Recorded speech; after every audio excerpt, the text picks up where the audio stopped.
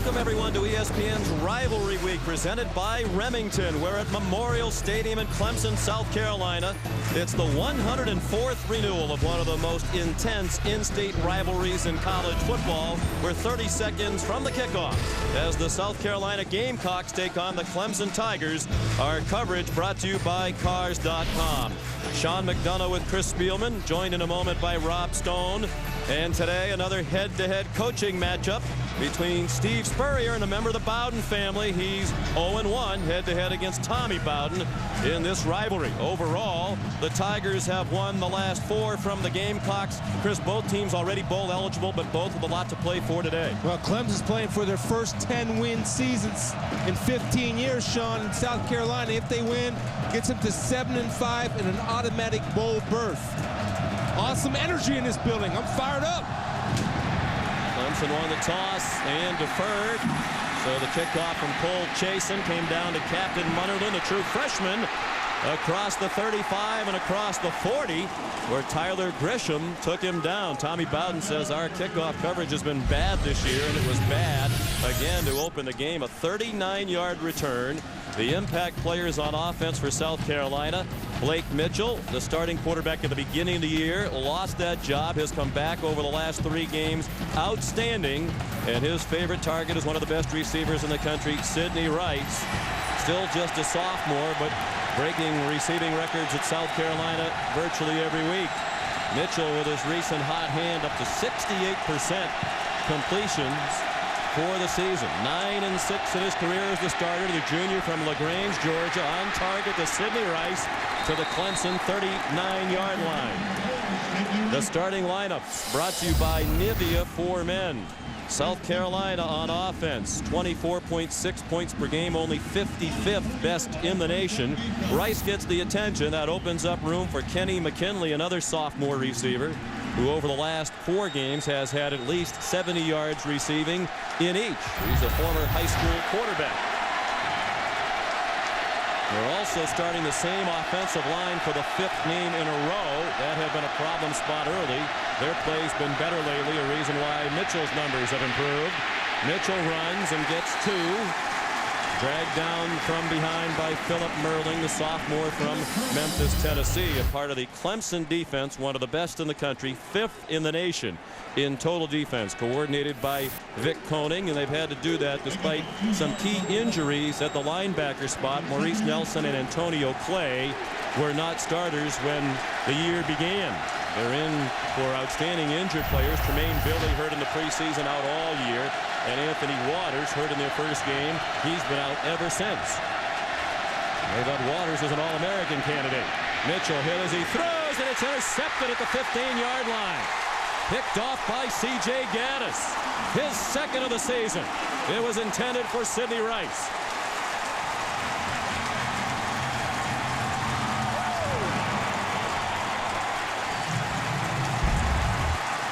Well, Sidney Rice right here is working a seam route. You see C.J. Gaddis playing the route, looking and turning for the football when the receiver hands goes back. You see right there, anytime you can get pressure up the middle, but Darrell Scott forces the ball to be underthrown. C.J. Gaddis in position, does a great job of snagging the ball with his hands. Pressure creates opportunity. C.J. Gaddis took advantage of the opportunity. Gamecocks now -2 for the year in turnovers. Mitchell had been much better lately protecting the ball. 1st and 10, Clemson from their own 13. James Davis, the starter and running back. And he fights his way to the 16-yard line, tackled by Jordan Lindsay. Plenty of impact players on the offense for Clemson, including the running back tandem, really co-starters. The sophomore Davis averaging over 100 per game, and the freshman with great speed, C.J. Spiller. On defense, their star is Gaines Adams, who figures to be one of the top picks in next year's NFL draft. 2 sacks away from the career record here at Clemson.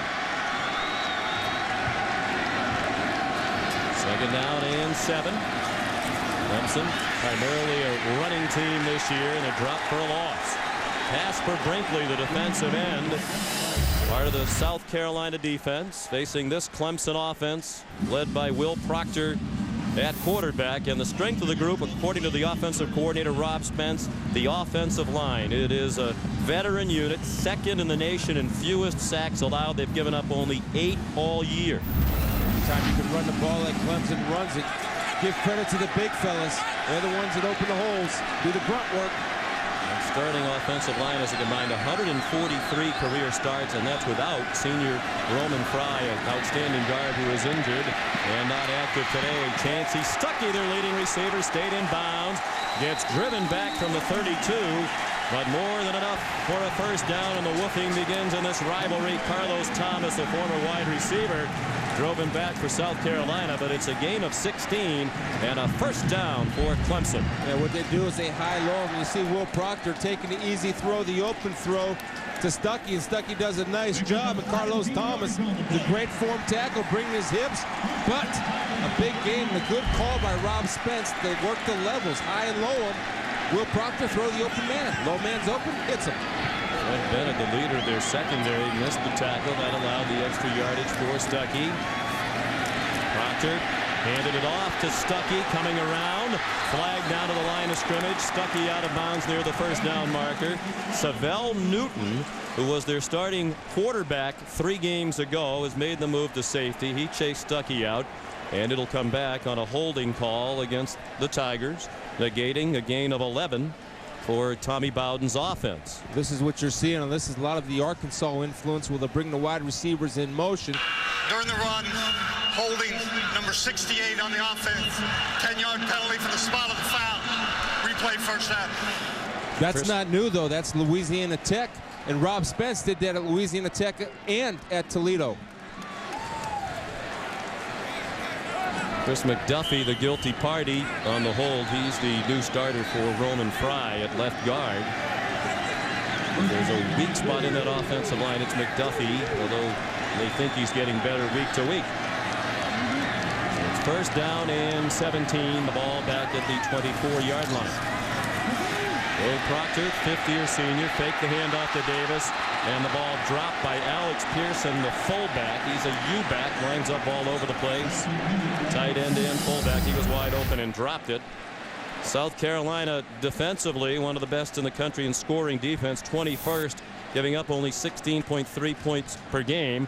Jasper Brinkley is their leading tackler, middle linebacker. Yvonne Banag, a new starter for the second week in a row. Cody Wells out with an arm injury, and we mentioned Savell Newton making his second start at safety after starting 7 games at quarterback this year for South Carolina. Second and 17. Proctor, a pump fake and a lob, and has his man wide open. Jacoby Ford, the true freshman, and he can fly. Look at that acceleration. Touchdown, Clemson.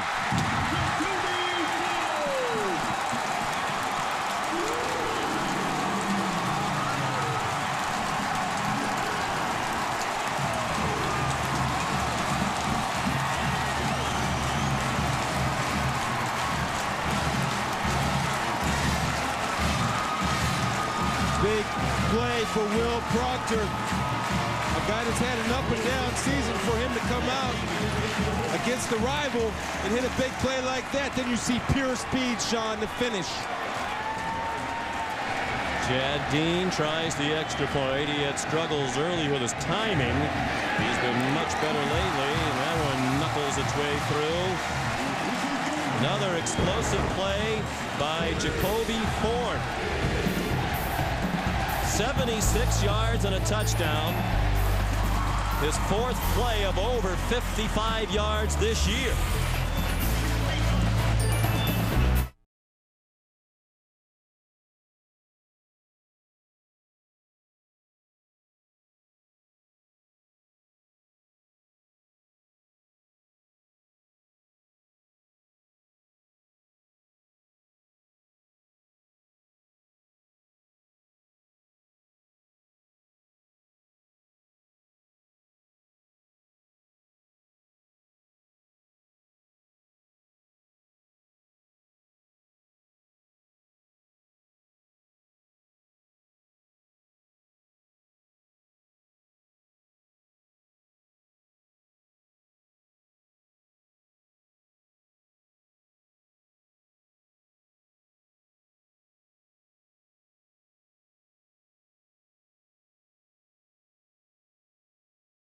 throws it up to him. This is what you cannot teach. I don't care what anybody tells you.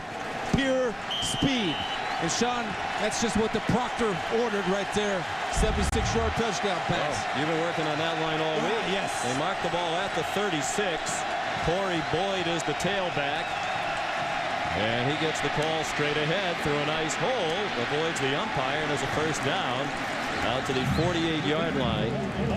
Here's Rob Stone. Well, Sean, things easier for Ford on that touchdown run. You're looking right now at Fred Bennett behind me, the starting cornerback. He had hamstring issues in pregame. In fact, he left the field early, went into the training room. I spoke with the head trainer. He told me it was just a little tightness in his left hamstring, but he came out, jumped on the bike before the kickoff. Now he's on the bench. The head trainer put some ice on that left hamstring and told me he is out for now. That'll be a big blow. 33 career starts for Bennett, including today. Boyd again into Clemson territory to the 47. Of course, when you're fully healthy, it's hard enough to track down Jacoby Ford. At Cardinal Newman High School in Florida, he's from Royal Palm Beach, Florida. He won the state championship in the 100 meters at 10.32, the 200 meters at 21.25. Then did a year at Fork Union Military Academy, where they've had a lot of great players. And he was timed in the 40-yard dash at 4.126. Coach John Schumann says he's the fastest player they've ever had there. I believe it after what I just witnessed.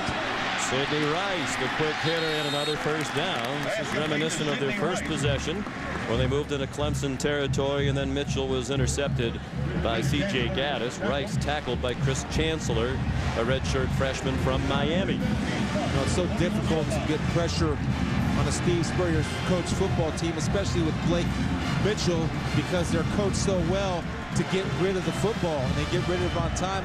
And if nothing's there, they do a good job of throwing it in the dirt. Mike Davis now at running back.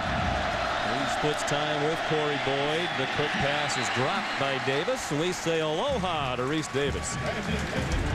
Hello to you too, Sean. Rutgers coming off its first loss of the season in the hands of Cincinnati, taking on Syracuse. Scarlet Knights took the opening kickoff back for a touchdown, had that call back on a penalty. Ray Rice, undeterred, scores for Rutgers. They're up 7-0.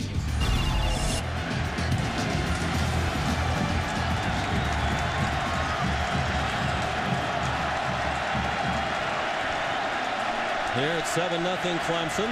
9:19 to go in the first quarter. 2nd and 10 South Carolina. The Tigers 41. A lot of time for Blake Mitchell, and he dumps it off for Leonard Stafford, the fullback. And he is close to a first down at the 31-yard line. He's a junior from Hemingway, South Carolina, walked on. He was a defensive lineman in high school, not recruited. Went to South Carolina for the engineering program. He's a 3.7 GPA. Coaches hardly noticed this little round guy, and finally one day Steve Spurrier said, hey, you think you might want to play some offense? He's become a fullback, and a very good one. Well, too, there you show his athleticism, being able to catch the football, but I like the call by Spurrier. Was short on the first down, but what they did, Sean, they run 3 verticals. That gets all the linebackers and DBs out of the way. They sneak the little round guy, as they like to call him down in South Carolina, just in the little check down area, and you get positive yards. It's a good recognition by Blake Mitchell. And this Stafford at 5'9", that might be a little generous. 240 pounds. 3rd down in inches. South Carolina 46% this year on 3rd down. Much improved. That's up 12% from Spurrier's first year last year. They're 3rd in the SEC. Mitchell keeps and has the first down. Across the 30 to the 29. They're better in a lot of areas. The record last year was 7-5 with the bowl loss in the Independence Bowl to Shreveport. This year they're 6-5 with 12 regular season games, hoping to get to 7-5 and match last year's record. Steve said, we're better. They've lost a lot of close games. 4 of their 5 losses in the SEC were by a touchdown or less to some of the best teams in the country. Auburn, Tennessee, Arkansas, and Florida, all 7-point or fewer defeats. Started 6 true freshmen throughout the year at various positions. On 1st and 10, again, a lot of time in, some running room for Mitchell. He's a reluctant runner. Now he's going to throw it into a crowd in the end zone. It's deflected and incomplete. Sidney Rice and Noah Whiteside were both there, as were a couple of orange shirts, and here's Reese Davis. All right, Sean, West Virginia in the early going against South Florida stalled out on a drive, attempting a 23-yard field goal. Rodriguez opted for the fake, but the Bulls were ready, and they stopped Travis McClintock, and South Florida with a goal line stand, scoreless in Morgantown late in the first.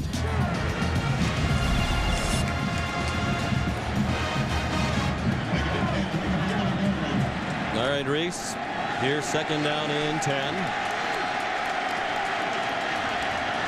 South Carolina 6-5, but not guaranteed a bowl game. If they win today, they will be guaranteed a spot in one of the SEC-affiliated bowls.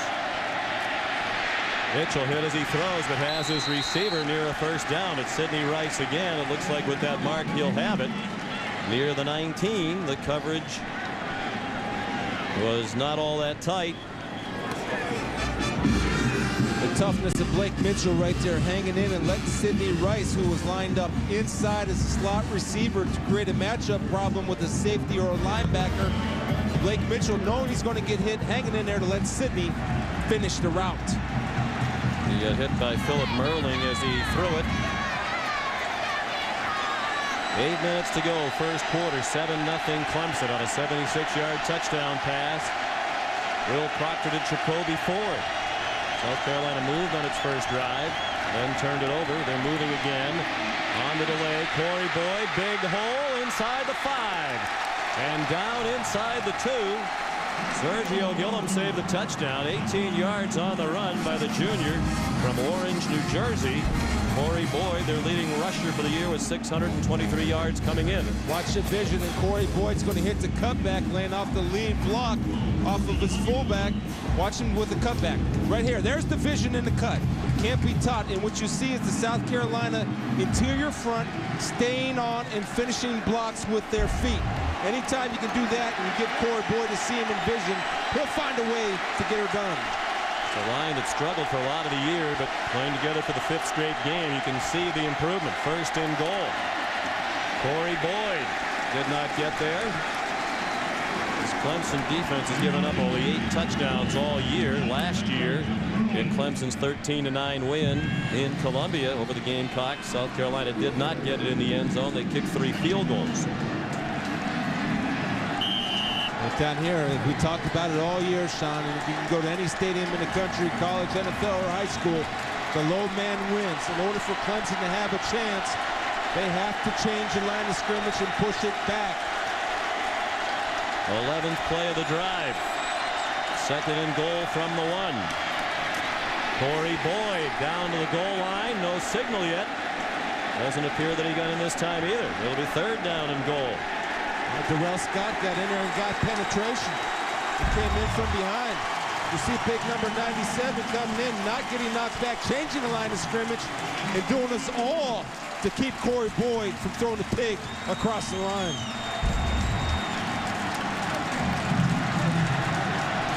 Penetration kills short yardage. Clemson defense 8th in the country in scoring defense. They give up under 14 a game. Trying to mount a goal line stand. Blake Mitchell keeps it. Touchdown, South Carolina.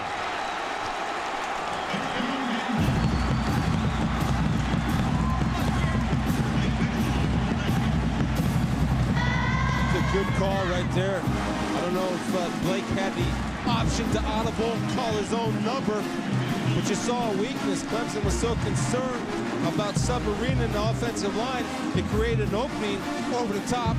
Blake Mitchell exploited the opening for the 6. 12-play drive, 64 yards. It took 5 minutes and 11 seconds off the clock, and now Ryan Suckup trying to tie the game. The sophomore from Hickory, North Carolina, right through the middle. Blake Mitchell, a 1-yard touchdown run. The Gamecocks and Tigers all tied up. ESPN's College Football is presented by Cars.com. Find the right car for you, Cars.com. And in part by Remington Titanium Shavers and Mercedes-Benz, located on the web at MBUSA.com. Final home game for 20 Clemson seniors. They were fired up as they came down the hill from Howard's Rock. Many of them for the final time. Ryan Suckup to kick off. Two true freshmen back there with blazing speed. C.J. Spiller and Jacoby Ford, but that's one way to neutralize the speed. Kick it into the back of the end zone. We talk about this rivalry, South Carolina and Clemson in-state, tremendous amount of emotion, and both coaches said it's as intense as any they've been involved with, but perhaps doesn't get the notoriety nationally because a lot of times it hasn't been as meaningful as other games. They haven't had great teams necessarily, but you can feel the energy in here. That's the first thing I noticed, and I've done games at Clemson before, but you can feel the emotion from both sides. And I'm just watching how a team starts on special teams. Both teams are coming out with purpose and intent to get it done, and they're getting after it. If you love college football, you'll love this football game we're going to have going on right now. Certainly has helped Tommy Bowden that he's 6-1 in this rivalry. C.J. Spiller, the freshman, he can fly. Will this be another long touchdown? Yes, it will. 80 yards, touchdown, Clemson.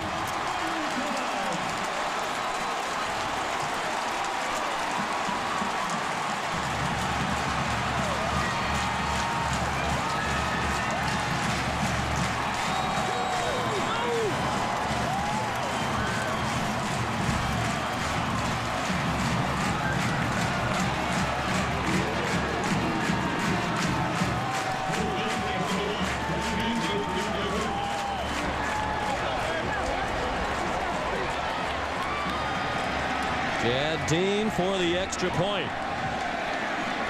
76-yard touchdown by a true freshman Ford, an 80-yard touchdown by a true freshman C.J. Spiller. Another one of the top track athletes in high school in the state of Florida. He was the state AA 100-meter and 200-meter champion out of Union County High School in Lake Butler, Florida. 14-7, Clemson.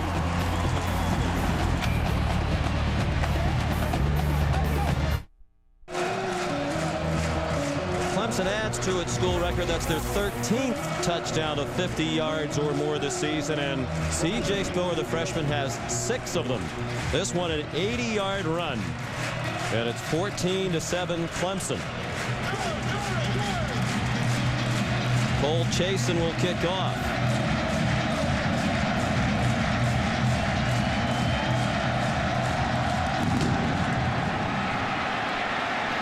Coming down to Mike West, who muffs it at the 12 and does well to hang on to it at the 18-yard line. Ray McElrathbey made the tackle, just 7 yards on the return. Watch Jacoby Ford. Anytime you have speed like Jacoby Ford, you have to account for him as a defense. Nobody sees that C.J. Spiller has the ball, and when you have speed, it makes it look like the Gamecock defenders are running in quicksand. I mean, he's just pulling away and gaining ground. Anytime you have that quick strike ability through the ground, it creates a tremendous amount of pressure, and it is one of those explosive plays that Rob Spence tries to hit. We'll talk about that in a moment. Of those 13 touchdowns of 50 yards or more for Clemson this year, we mentioned Spiller has 6 of them. That is the school record for 50-yard plays in a year. Mitchell right back firing to Sidney Rice. First down at the 36. The action fast and furious. Here's Reese. All right, Sean, also slinging it around is Mike Teal of Rutgers against Syracuse in our Taco Bell studio update. Teal, who threw 4 interceptions against Cincinnati last week, finds a wide open Kenny Britt for the touchdown. Scarlet Knights up 14-0. Florida and Florida State have started. Chris Hetland has missed another field goal for the Gators. He's 3 of 11 on the season. Huge game for Florida. Trying to get into that national championship game. Here's Corey Boyd. A 13-yard run. Chris Clemens, the tackle. When we spoke with Rob Spence, the offensive coordinator of Clemson yesterday, he talked about explosive plays, and he and his coaching staff chart them. Basically, it's pass plays of 16 yards or more and rushing plays of 12 yards or more. And he believes that statistically it bears out. If you have 2 more explosive plays over the course of a game than your opponent, you're going to win. Well, whoever's charting the explosives is going to get tired today. Well, you see right now South Carolina has that 2-play edge, but we're early in this ball game. South Carolina's doing it on the ground and in the air. Well, Clemson's plays have been ultra explosive, and there's another interception or no. They're going to rule it a catch, at least for the moment. Picked off by Nick Watkins, the outside linebacker junior from New Orleans. Mitchell under duress as he threw it. Steve Spurrier wanted that ball deeper down the field. Now, well, your big-time players, we're talking about the biggest of the biggest. Gaines Adams gets the assist. You'll see Gaines Adams coming from the top of your screen. Working a nice little spin move. Leaves us there, yet he's able to get his hands to affect the throw. And right there, Nick Watkins did a good job of at least making a strong interpretation that he caught the ball. But again, pressure creating opportunities for the Clemson defense. 2 pressures, 2 interceptions. And the interception stands with one hand by Nick Watkins, his 3rd pick of the year. Pass dumped off to C.J. Spiller. They can't get him on the ground on the first try. Captain Munnerlyn finally got him down. Jordan Lindsay missed the tackle. Nick Watkins, the only healthy linebacker who was a starter at the beginning of the year who's still healthy. He's their leading tackler for the season and had a career high 17 tackles in their last game. That was 2 weeks ago against NC State. They've had an extra week to prepare. South Carolina was in action last week against Middle Tennessee State at home. They rocked that team 52-7. Team that is going to win the Sun Belt. C.J. Spiller ran into Jasper Brinkley, the leading tackler for the Gamecocks, but it's a good gain on first down of about 4 to the 43-yard line of the Cox. Let me give a big fella some love right there. Nathan Bennett did a good job pulling from his right guard position to become a lead blocker. And the one thing about C.J. Spiller, what I've noticed so far, it's a one move and hit it type of guy. He's not doing a lot of dancing back there. Blowing it up inside. Rob Spence says Spiller is as fast as anybody he's ever coached. Couldn't get out of the backfield that time. Jordan Lindsay chopped him down, the junior from Mobile, Alabama. Dropped it for a loss back to the 45-yard line. Nice job by Jordan Lindsay playing his responsibility. He saw the play fake go the other way. He understands that he's got to check for boot and reverse. And a good job of getting a slippery CJ down in the open field. His brother Dustin was the co-starter on defense with Jordan last year. He's addressing some academic issues right now. They expect him back next year. James Davis, the lone back. He stays in the block for Will Proctor. The catch is made by Chancey Stuckey, but he could not get away from Carlos Thomas.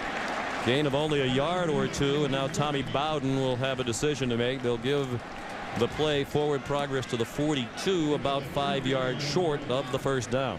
It's a huge stop right there for South Carolina's defense. Clemson had great field position, unable to capitalize on the field position or the turnover that was created.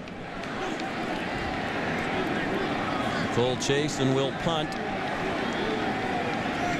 He's already earned a degree in marketing back in May.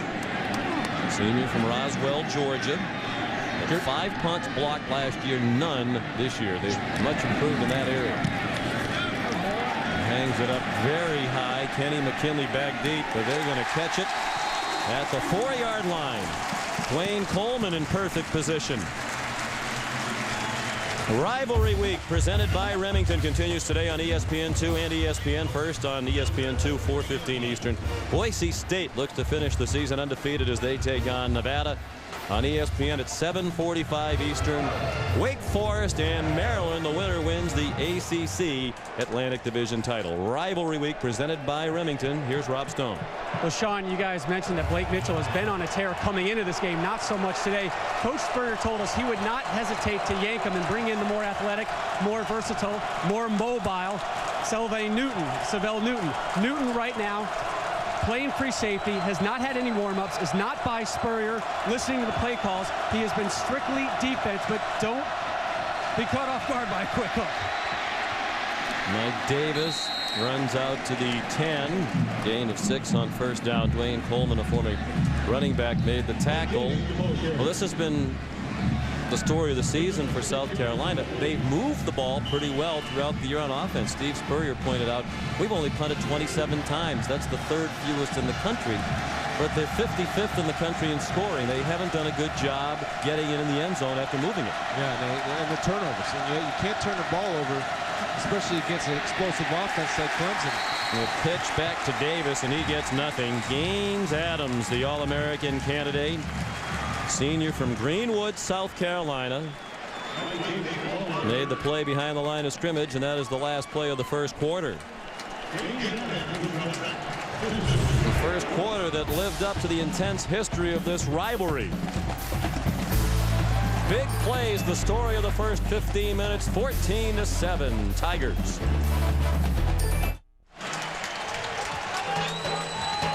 Another tradition surrounding this game, the vigil at Howard's Rock. That rock's been there for 40 years. The players rub it on their way down the hill. And Clemson's Army ROTC beats a 55-gallon drum. They stood watch since 3:30 on Thursday afternoon, right up until game time, protecting the Rock, members of the Fighting Tiger Battalion. Gaines Adams right there. On 3rd and 6, did not get to Blake Mitchell, and the catch made by Noah Whiteside for a first down out to the 16-yard line. The tackle by Chris Chancellor. Well, it's been a little bit of the good and a little bit of the bad so far from Blake Mitchell. That's 7 and a good first down. Good job by Justin Sorensen trying to block maybe a top 5 pick in the NFL draft come up. As Gaines Adams hurt you with speed and power. Justin got enough on him to push him past. Blake Mitchell stepped up in the pocket, delivered on time and on target. Mike Davis, the tailback now.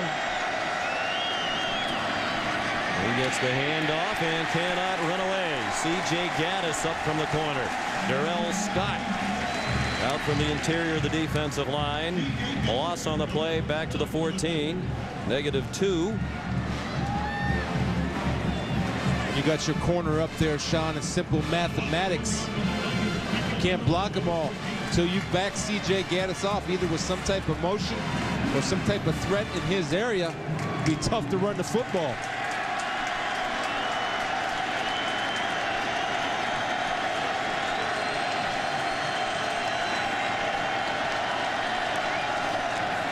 Mitchell to throw. Has a man open. It's Noah Whiteside again, and he escapes. Across the 40 to the 41-yard line. Chris Clemons, the safety, made the tackle. 27 yards on the completion to Whiteside. He entered the ballgame with 5 catches all year. He has 2 catches for 35 yards on this drive. What they do, again, we're talking about levels. You see McKinley sitting down, Noah Whiteside on the square end, and a good job with Rack. But the difference that I saw, Seville Newton, the quarterback, would have took off and run the football. Blake Mitchell steps up in the pocket, stays patient, eyes downfield, delivers the dig so he can do his work. Noah Whiteside.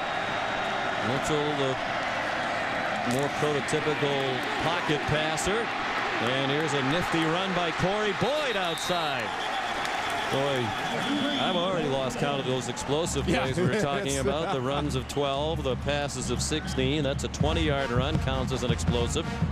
And you see the secondary winded, chasing these Gamecocks around. Dwayne Coleman finally got Boyd out of bounds. Yeah, well, Chris Clemons gets on Corey Boyd's highlight film right there with a little shake and bake. Corey Boyd is a good running back, and anytime you're kind of overshadowed in the Steve Spurrier offense if you're the tailback, but you're not underappreciated. And right there you saw the talent of Corey Boyd making the defensive back shake and shimmy like that. Chris Clemons didn't even get a hand on him. Come on, Chris, bring your feet. 6 explosives already for South Carolina, 3 for Clemson, but 2 of those 3 went for touchdowns. Mitchell again hit as he throws. And that's happened today. That's been a bad omen for South Carolina. He got away with that one. Ricky Sapp hit him. We hit it back to Reese Davis. Sean, maybe the standard for explosive plays should be 60 yards. And we have one in the Florida State game. Chris Leak flipping it out to Andre Caldwell. Gone. 66 yards for the touchdown, and the Gators have jumped on top 7-0 late in the first. Well, both of these coaches know what it's like to be part of that rivalry, obviously. Steve Spurrier coaching his 22nd game head-to-head against one of the Bowdens, either Bobby, Terry, or Tommy. He's 9-11-1 all-time against the Bowdens. But 0-1 against Tommy in this South Carolina-Clemson rivalry. Corey Boyd out of the offensive backfield. Great effort after the catch to get very near the first down marker inside the 30. Again, Ricky Sapp made the tackle. 9 yards on the play. He was 5-8-1 against Bobby in those great days head-to-head, Florida State. And Steve Spurrier, while at Florida, went 4-2 head-to-head against Terry Bowden while he was the head coach at Auburn. Actually, the South Carolina press notes this week referred to the Clemson head coach as Terry Bowden. Yeah.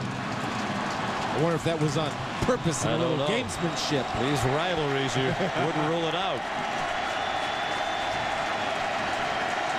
South Carolina perfect on 3rd down. Sneak it.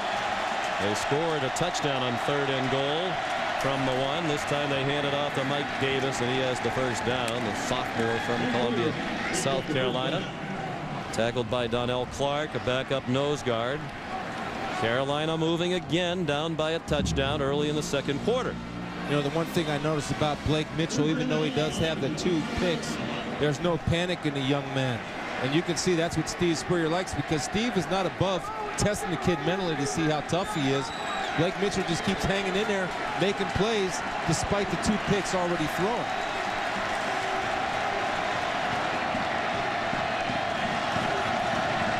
Tenth play of the drive.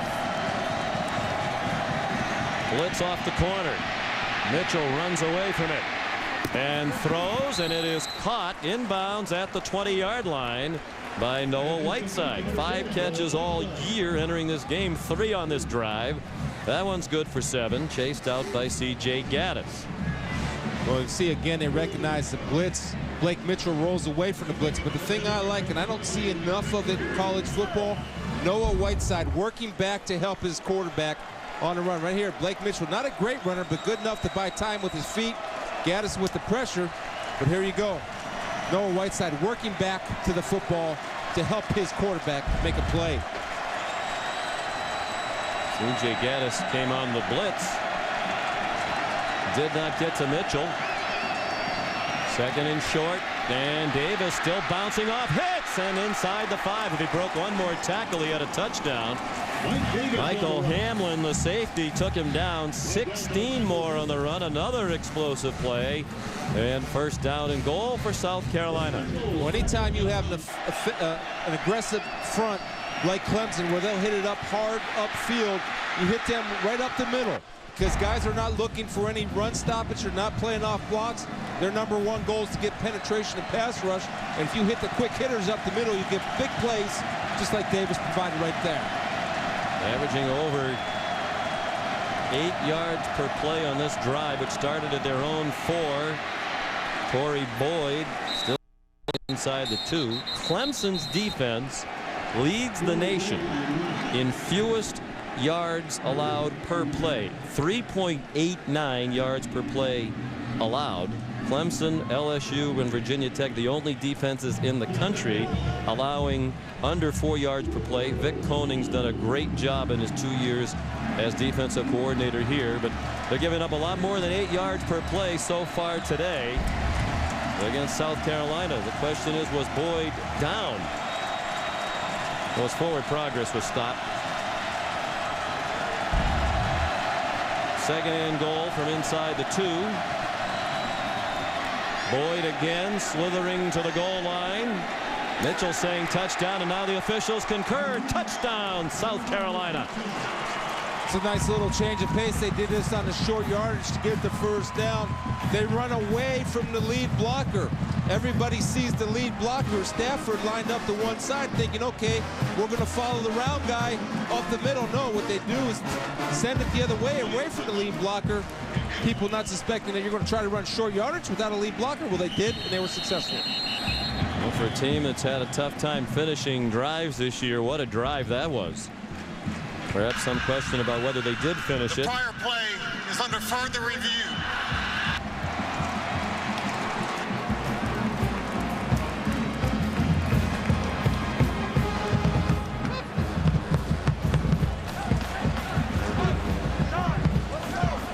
There it stands. It's Boyd's 6th rushing touchdown of the year and 8th overall. Let's see if he got in there. It's going to be hard to tell from That replay.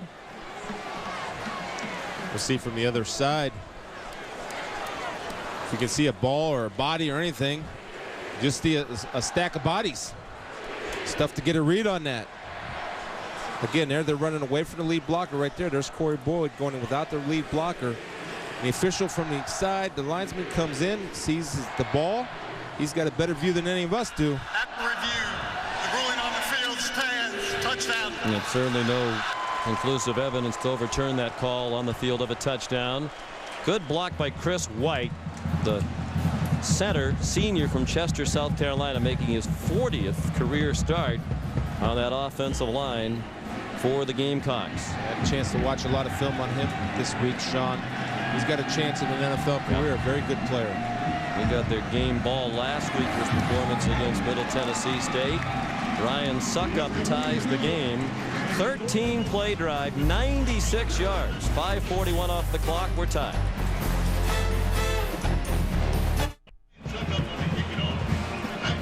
Our college football coverage presented by Cars.com, 14 apiece. South Carolina with nearly 3 times as many plays because Clemson scored so quickly. Clemson's touchdown 76 and 80 yards. One through the air and one on the ground. Doesn't give your defense much of a chance to rest if you score that quick. That's all right. You'll take them all day. The shootout track meet game. Ryan Suckup, blessed with a very strong leg, booms that one back into the end zone, and C.J. Spiller will not run it out. He'll start at the 20 after we pose the Affleck. Where's the duck? The duck took the day off. He substituted for a turkey Thursday. Yeah, I think he was hiding, a little bit afraid he might be mistaken for a turkey. Anyway, the last South Carolina coach to win here at Clemson. The last South Carolina head coach to win at Clemson.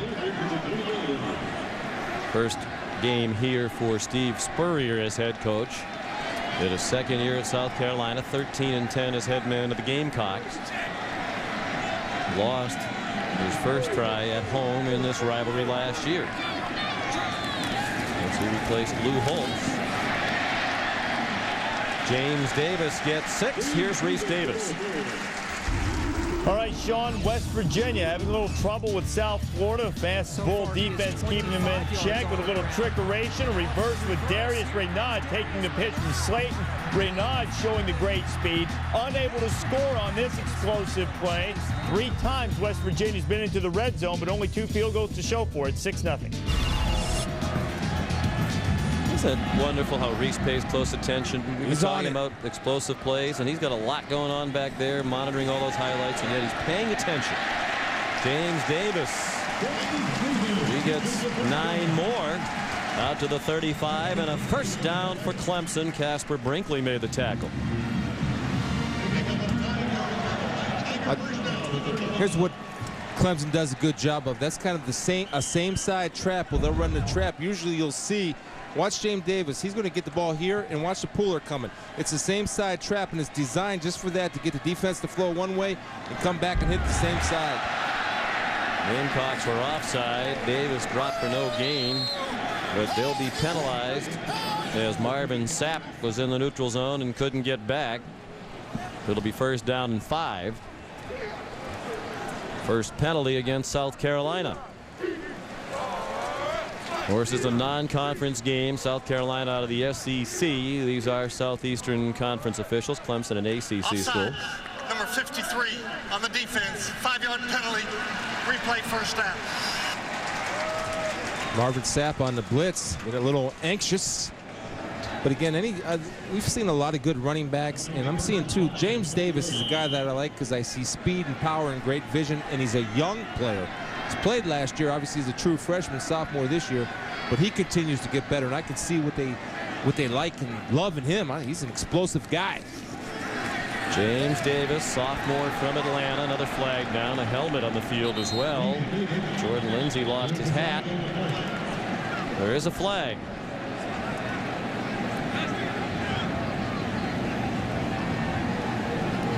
No surprise to see headgear flying.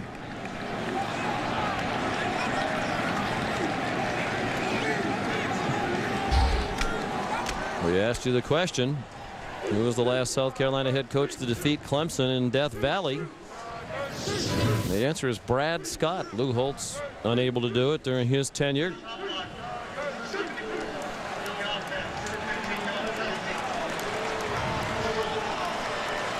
Chop blocked the call. There's Brad Scott, now a Clemson assistant coach, offensive line coach. He won't be happy about the penalty for the chop block.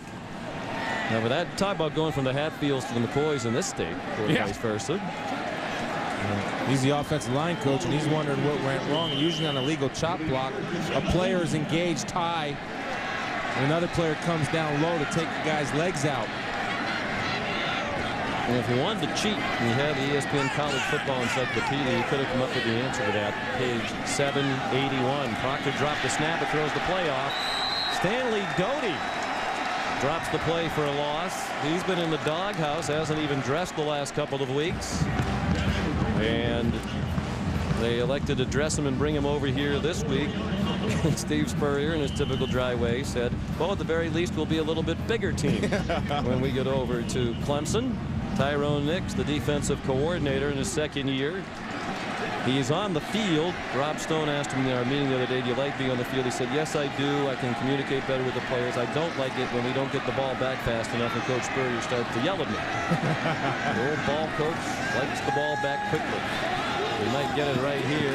Second down and long. Thomas Hunter, part of a deep stable of tight ends across the 30 to 32. Here's the always attentive Reese Davis. But sometimes being a little inattentive in the pocket can cost you. West Virginia and South Florida. Pat White just gets it knocked out of his hands by Chris Robinson, and George Selby says thank you very much. South Florida on top 7-6 in the second quarter. That is a surprise. I still think West Virginia is the best team in the Big East. Certainly have explosive players, since that's the word of the day. Third down and 13. They'll need an explosive play to move the chains, and they don't get it. Crowd wanted a flag, and they're going to get one. I don't know about that. That looked like kind of an inadvertent collision out of bounds more than anything else. Tyler Grisham, the intended receiver, he did go down across the sideline. See Emmanuel Cook coming late. Yeah, the ball was well gone. Grisham was still in bounds, but the ball was way gone by then. Boy, what a terrible penalty. Yeah. They were going to get it back on a punt. Proctor got what he wanted, the flag. Emmanuel Cook, the true freshman from Riviera Beach, Florida, with a really bad penalty. Yeah, Captain Munnerlyn did hit on a defensive player. 15-yard penalty, first down. Captain Munnerlyn, from his corner position, did a good job of getting underneath the 7 cut of the flag route. Emmanuel Cook was a little late, even though he did hit him while he was still in bounds.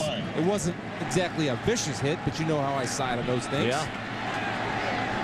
Unless a limb came off, you think it's all right. James Davis, the running back. What a big break for Clemson in this tie game. Will Proctor throws on the run, incomplete. Looking for Tyler Grisham. They think he was hit out of bounds again. I don't think they're going to get the call this time. Carlos Thomas had the coverage. Well, this is where Will Proctor's got to be able to bail him out. South Carolina and Tyrone Nix are doing a job right now. They're going to commit to stop the run. Well, then you have to be able to throw the ball down the field. Right there, he had the guy wide open down the field. He's got to be able to deliver. Grisham was there. He's got to put the ball on his numbers. Nick said the biggest positive of the defense this year, they have been in every game. They've given South Carolina a chance to win every week. I mentioned they've had a lot of narrow losses. They've also had a couple of close calls in their wins. Chancey Stuckey delivers a stiff arm and goes to the 46. He's their best receiver. Came here as a quarterback. Realized he wasn't going to see much time behind Charlie Whitehurst and Will Proctor. Made the conversion to wide receiver. Still a work in progress, but he's one of the best in the ACC. Yeah, and I love the use of the stiff arm. Again, something that I don't see enough, but Chancey Stuckey went right to it and was able to keep Carlos Thomas from coming in and wrapping him up. Nice little right jab to the chops. 7-yard gain for Stuckey. 9 straight games with a catch coming in, so it's 30 in a row now. The pitch is muffed by Stuckey, and he's in a world of trouble. Gets away, but it's still a loss on the play. He got popped by Emmanuel Cook. Now, that was a clean hit by the true freshman, who Coach Nick says is the best tackler in their secondary.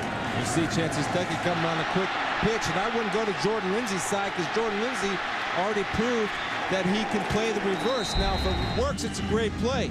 If it doesn't work, you have a pretty darn good James Davis. Why don't you give him the ball to pitch and let him go ahead and get you 3 yards?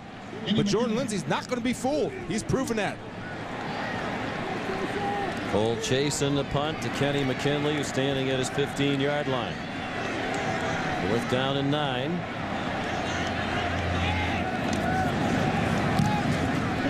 Another very high punt. McKinley wants a fair catch and has it near the 13-yard line. 39-yard punt, no return. Finally, a defensive stop in this game. 14 apiece. ESPN's College Football, brought to you by Mercury and your local Lincoln Mercury dealers. Taco Bell, think outside the bun. And Verizon Wireless. Beautiful day in the upstate of South Carolina. Temperature expected to get to 70 degrees here today, unseasonably mild. 1st and 10, South Carolina. Wide open offensive game so far. Under 5.5 to go in the first half. Tied at 14. And here's another big play. Kenny McKinley across the 30. 17-yard pickup. Another explosive play. Michael Hamlin, the safety, sophomore from Timmonsville, South Carolina, made the tackle. Good job of blocking C.J. Gaddis. C.J. Gaddis had a beat on it. He read the mail. But McKinley works right back to the ball and is off and running, and he can do some damage with the rack. Run after catch. Outstanding block by Jared Cook, another redshirt freshman tight end. Play a lot of young guys. South Carolina averaging more than 7 yards per play. This one won't quite get them 7. The ball out for a moment. Freddie Brown got the ball back. Dwayne Coleman made the tackle. Actually, Bell Connor came up with the football, but they're going to rule Brown down at the 35 for a gain of about 5. Was this a fumble? It's a good hit by Dwayne Coleman. Yeah, that's a fumble. That's a fumble. That ball is out. And who has that the ball? That ball is out. You see Coach Bowden down there. Coach Bowden's down there calling timeout. He's standing right by the field judge. He wants a TO. Give him a TO. Just getting you ready for basketball, Sean. Yeah. Already had a little basketball in Maui this week. It's an easy trip from Maui back to Clemson, South Carolina, if you ever want to try it. It's going to be Clemson ball.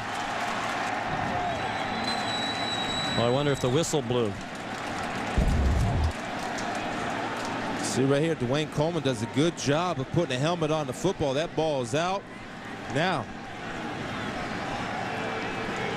Connor comes in. The Clemson guy is feet or out of bounds when he recovers the ball. I think they told Tommy Bowden that he can't challenge. I would assume because the whistle had blown. So 2nd down and 5. And a quick pass to Sidney Rice, and he gets smothered. Quick reaction again on that corner. Dresden Butler, true freshman from Asheville, North Carolina. They think he's a future star. He's had 3 interceptions already this year. And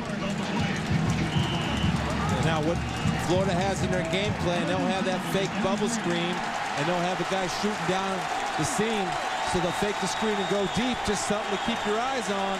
So later on in the ball game, McKinley couldn't get the block on Butler. Butler finished. 3rd down and 7. Blake Mitchell out of the gun. Deafening noise here at Death Valley. Just a 4-man rush and a lot of time. He has his receiver. It's juggled, but caught by Freddie Brown. Has had a tough time with his hands on this series, but enough for the 1st down. Just did hang on. 8-yard gain for the redshirt freshman out of Duncan, South Carolina. Good job of Blake Mitchell going back to Freddie Brown. And again, Freddie Brown lived to fight another round, was able to capitalize when his quarterback called his number for the first. Little option route.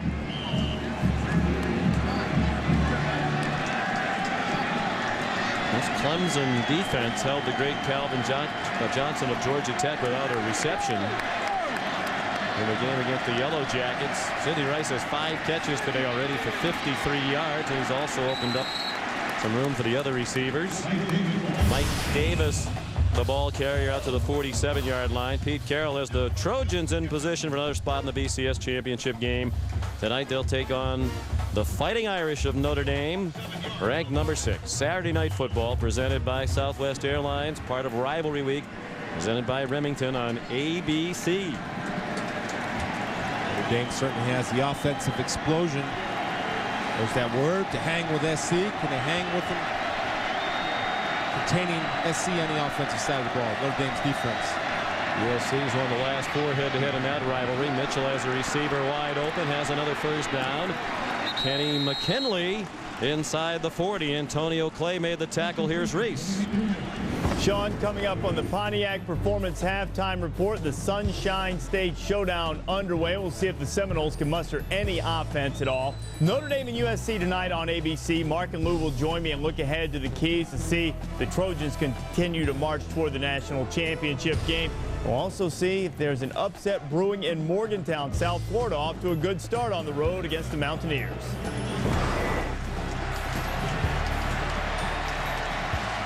Another good-looking drive here for South Carolina. 1st and 10 at the Clemson 38-yard line. Down to 2 minutes to go in the half. Mitchell has running room. Mitchell has about 5. They'll mark him out at the 35-yard line. Gain of about 3.5, chased out by Gaines Adams. Well, Gaines Adams right there, what he's been doing, he's kind of been overrunning Mitchell. Mitchell's been stepping up in the pocket. Gaines Adams comes underneath. Good job of recognition by Mitchell to get outside and get positive yardage, where Gaines has to keep contained. No matter what, he must keep contained, or you leave the opening, and Mitchell exploited it. Gaines Adams played 8-man football in high school with a small school. His coach was Steve Tannehill, the former South Carolina flamboyant quarterback. And he helped Adams get to the arch-rival Clemson. South Carolina wasn't interested. Kenny McKinley the catch to the 23-yard line. First down, Gamecocks, 13 yards. Here's Rob Stone.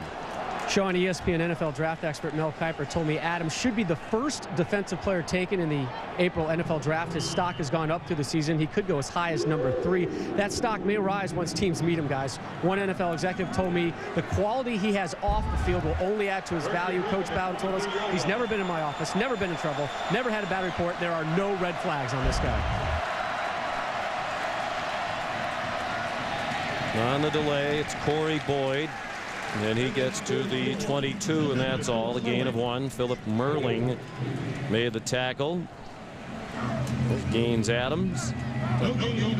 Philip Merling did a good job of not just running upfield out of control. He was able to keep control, thus play the run. That's the problem where South Carolina has been able to take advantage of the aggressive defensive line play of Clemson getting up the field too much. They're just pushing them by the hole. Minute to go in the half. Each team with its full complement of timeouts remaining. Leonard Stafford, the fullback, stayed in the block. Mitchell with all kinds of running room. First down, he slides down at the 8. And a flag down. Blake Mitchell on the quarterback keeper.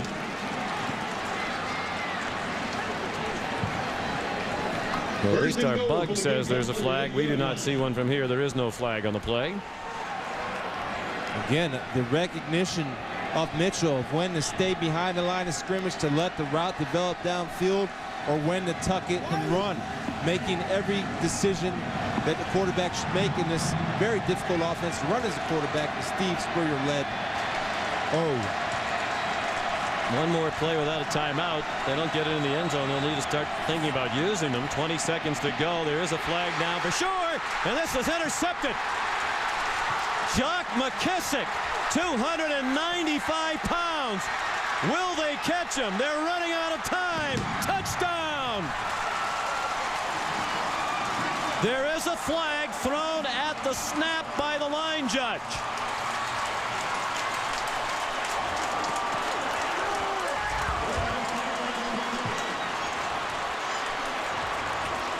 Now what you have is Clemson came with pressure. The question is going to be, did they jump all sides early on the blitz, or did somebody have a hiccup on the Gamecock side of the ball? Illegal formation on the offense. Touchdown.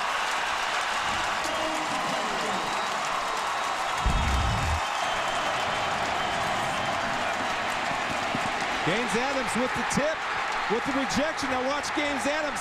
Gaines Adams will not quit on the play. He's out there cutting off a fast, speedy Corey Boyd. Then he gets in McKinley's way, and the big fella finds the tiger paw. 3 interceptions thrown by Spurrier's quarterback, Blake Mitchell. And that one, tough luck. Adams deflected it, and McKissick took it back 82 yards. The sophomore from Opelika, Alabama, 6'6", 295. He probably didn't expect that to happen when he woke up this morning. Well, 3 touchdowns now for Clemson, all 3 of them on plays of 76 yards or longer, giving them 14 touchdowns this year, 50 yards plus. They've had 6 returns for touchdowns this season. A kickoff return, a punt return, 2 interception returns, 2 fumble returns. When we spoke with Steve Spurrier the other day, he was bemoaning the fact they have not had a score all year by their defense or special teams. Clemson has now had 6. The squib kick covered by Mandarrell Shackelford, and that will likely end the half. Of course, the clock will run on the change of possession, and South Carolina is not going to try to run another play. So here's Rob Stone. Coach, after that last interception, tough spot, what do you tell your quarterback? Well, we've had some tough stuff all year, so we'll bounce back. I should have called timeout. We had a bad play, but anyway. What thoughts have you given to Syvell Newton in the second half? Keep playing. Thank you, Coach. Well, it's an interesting point. The clock was running down. They had all 3 timeouts left, but they were also on the move. Clemson 21-14. Here's Reese.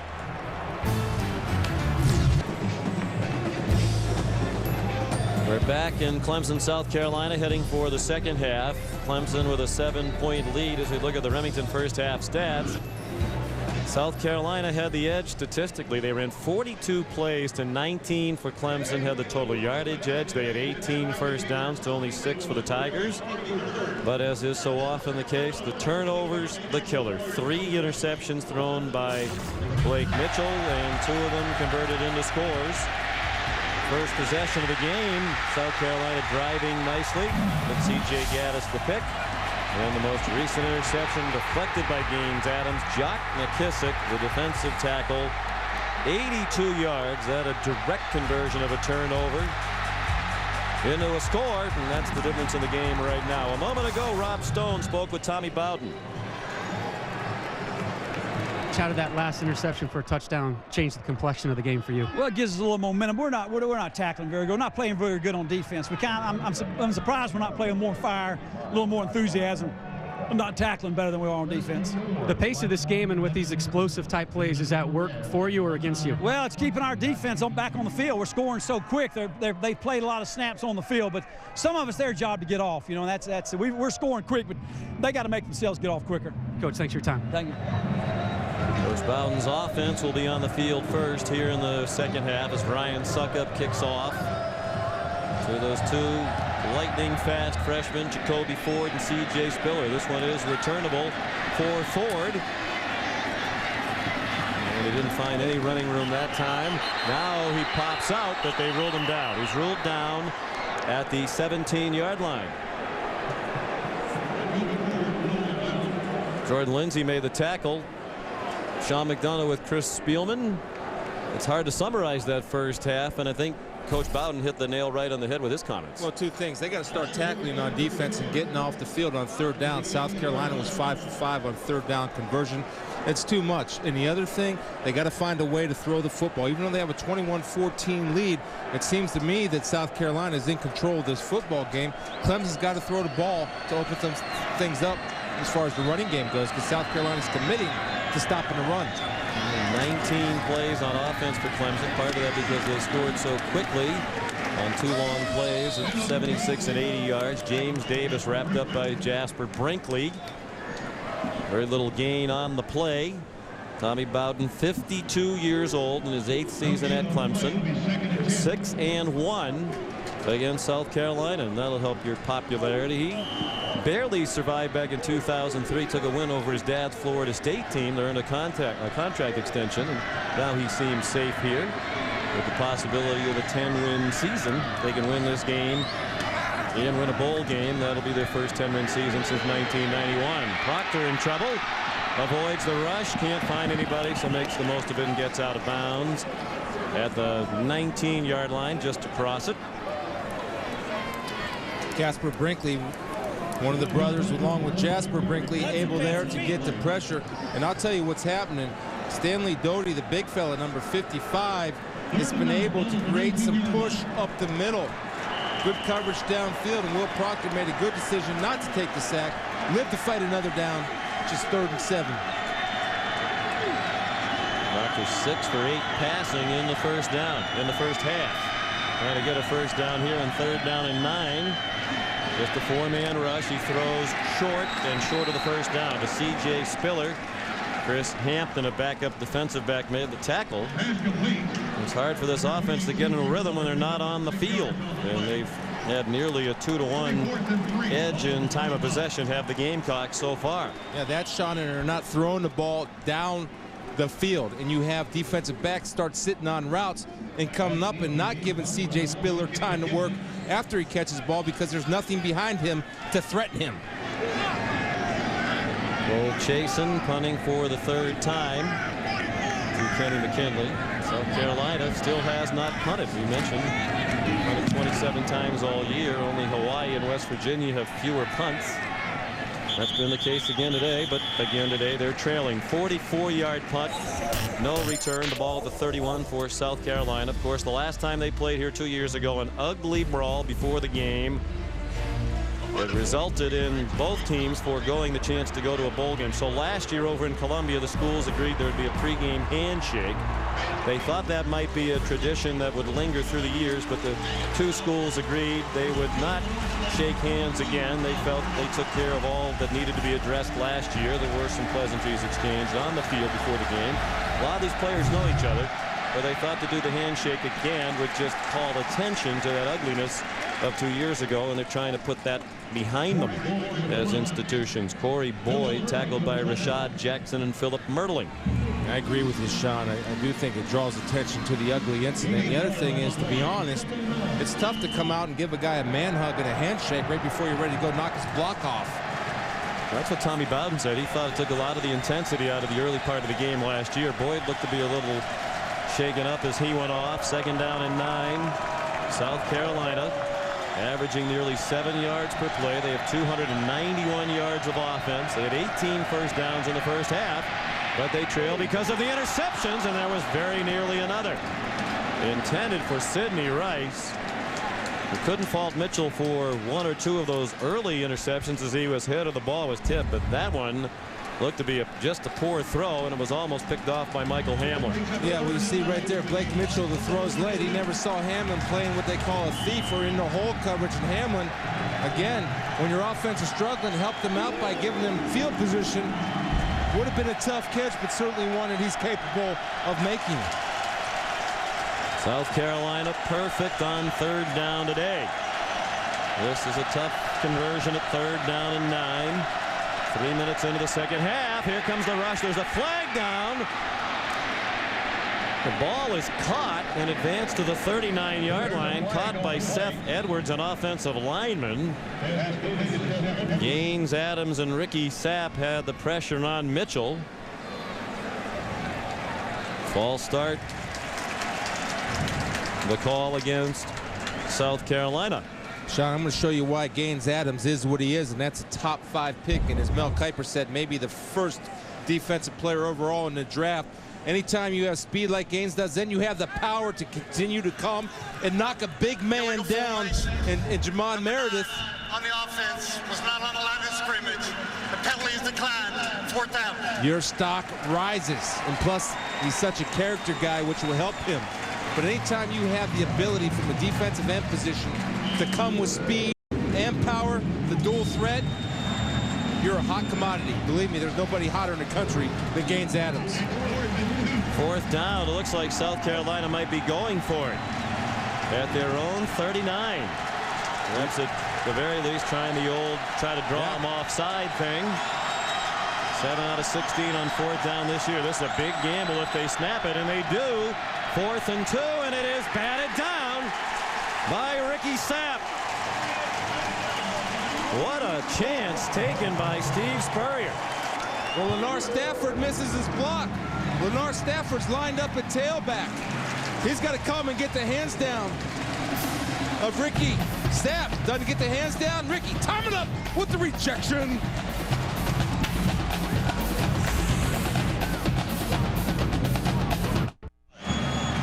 Clemson with the lead, and they take over in great field position after a big gamble. Does not pay off for Steve Spurrier on 4th and 2. They do not convert. Clemson the ball at the South Carolina 39. They set up a screen. The tight end Thomas Hunter pulled down from behind at the 36 by Rodney Polk, a true freshman from Columbia, South Carolina, who's taken over as the starter at outside linebacker. I just don't like that decision to go for it. Didn't like it at the time, Chris. You know, they're moving the ball. You just stop Clemson quickly with your defense on the field. There's a long way to go. It was 2 yards to go. Well, again, and it was a well-executed play. It would have worked because Davis was open in the flat. But if you don't get the defensive hands down, that's what you have. Sapp made the play. South Carolina didn't make it. They executed better. It was open. They have so few punts. You're going to go for it in situations like that. They will keep your punt number down. C.J. Spiller, the ball carrier, to the 31-yard line for Steve Spurrier, a noted gambler during his 17 years as a college head coach at Duke, Florida, now South Carolina. Name came up early last week as a possible candidate should Larry Coker get fired in Miami. Coker has been fired, but Steve Spurrier's maintained he has no interest. He plans to stay at South Carolina, assuming they want him to stay, and they do. C.J. Spiller, look out! Forget about it. Touchdown!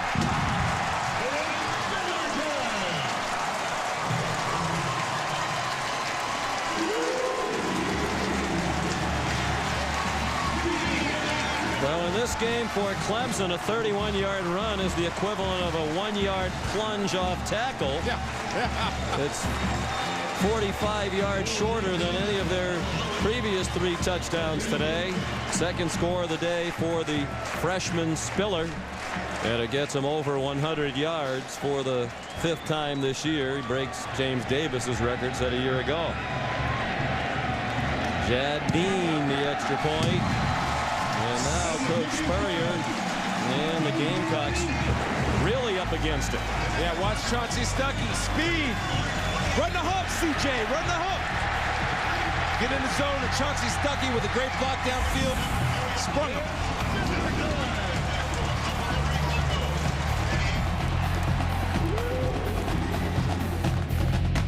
ESPN's College Football, brought to you by Nissan, who invites you to shift the way you move through the world, and Singular, raising the bar.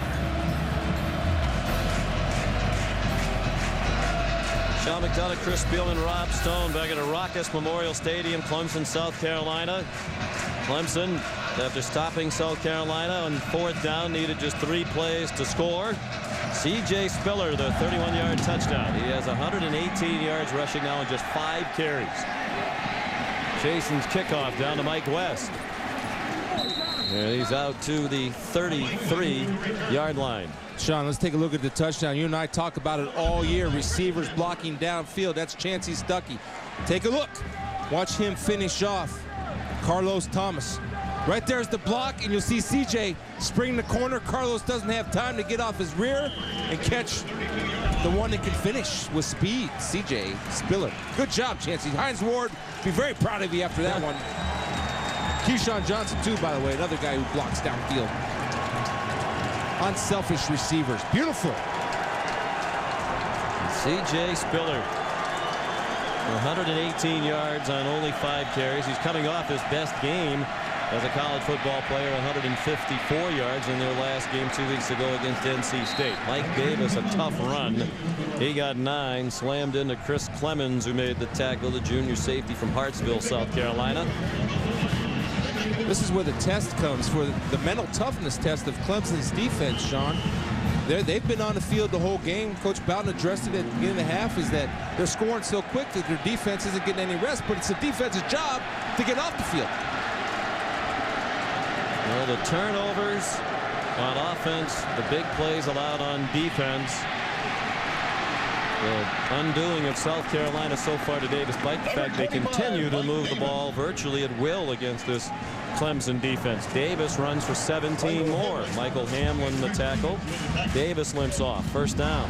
Well, we talked about, even though it doesn't go down in the statistics as a turnover, the 4th and 2 works just like a turnover.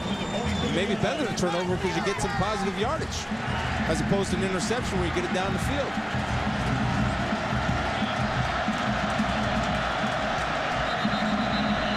Movement.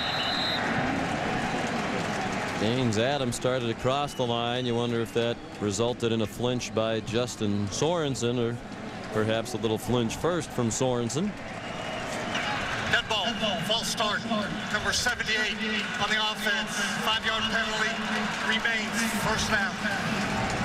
I'd want to move quickly too if I had to block Gaines Adams. Sorensen, just a sophomore, making his 5th career start from Vancouver Island, British Columbia, one of the most beautiful places in North America. He's done a pretty decent job against Gaines Adams. A lot of Gaines' pressures have been on Gaines up the middle. So 1st and 15. 8 minutes to go, 3rd quarter. South Carolina ball down 14. Corey Boyd chopped down at the 47. He got the 5 penalty yards back. Gaines Adams playing like the All-American he is today. Final game on this home field. He's been all over Blake Mitchell. The one thing that makes him special, I told you, he can rush with speed and power. But the other thing that he has is he's got a great motor. He's going 100 miles per hour all day. Didn't want to play football in high school. Got talked into it by the former quarterback at South Carolina, Steve Tannehill. This quarterback, Mitchell, going deep and incomplete. Michael Hamlin, the safety, had coverage on Kenny McKinley. And it'll be 3rd down and 10. And when Gaines Adams did come out for football, he was a basketball player and much preferred hoop. He was a wide receiver. As he grew into his body, he became a defensive player. At 8-man football, he'd play on both sides of the field. You learn a lot about angles because you're doing a lot of running, covering all that extra open space. Went to prep school, became a dominant defensive lineman, recruited by a lot of schools then, but came to Clemson with the support of his former Gamecock coach. There it is. And he will likely be roaring after Mitchell. He missed him. And the pass is caught by Freddie Brown.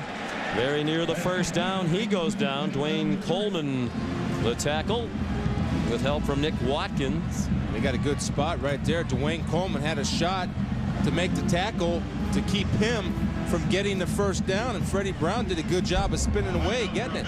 Let's see where the ball is spotted. You see our yellow line. Ball short of the 1st down marker. Unofficial, of course.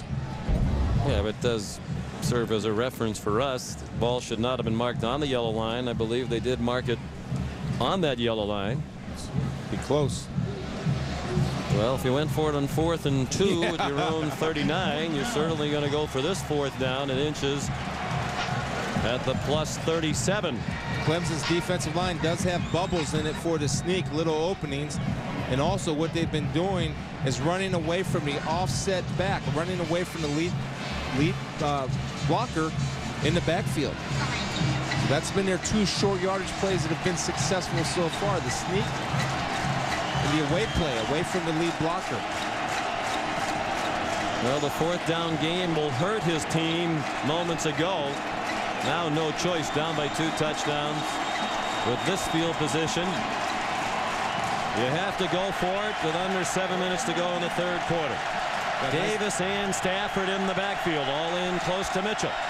Looks like he has a gap to go straight ahead with a sneak. Instead, he gave it off to Davis, and it doesn't look like he got there. Well, there's the foot, left foot short of the line. Philip Merling, the primary hit with help from Maurice Nelson. When you don't have a lead blocker, that's what can happen. Philip Merling made the stop on the goal line earlier, same type of play. Penetrates and tackles the guy behind the line of scrimmage in Davis. Away from the lead blocker, like we talked about. It's Philip Merling inside, fighting to keep him from lunging forward. There's the left foot coming in. So close, the referee has to lean over. Wow. First down. Gaines Adams leaving in there saying no, they didn't have it. But Thomas Ritter says yes, they did. Whoa, look at the Clemson sideline.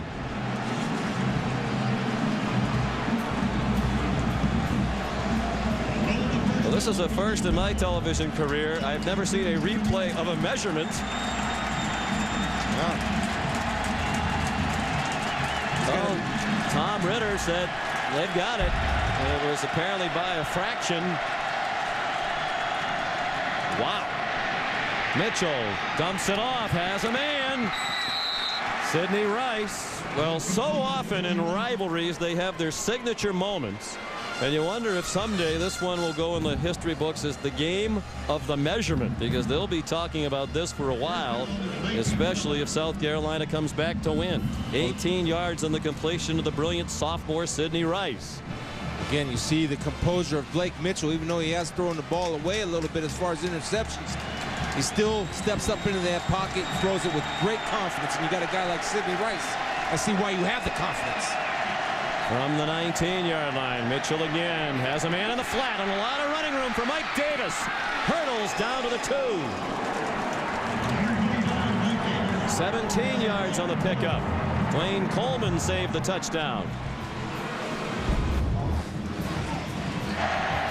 Mike Davis sneaking out into the flat. Jared Cook, the tight end, runs Dwayne Coleman off. Dwayne Coleman comes back, doing his best WWE with the slam. Davis has been bothered by a boil on his thigh. He was questionable today, did not play in their game last week. The statistical domination continues. Time of possession, total yardage, first downs, all big in favor of South Carolina, but they're down by 2 touchdowns. First and goal. Davis, touchdown, South Carolina.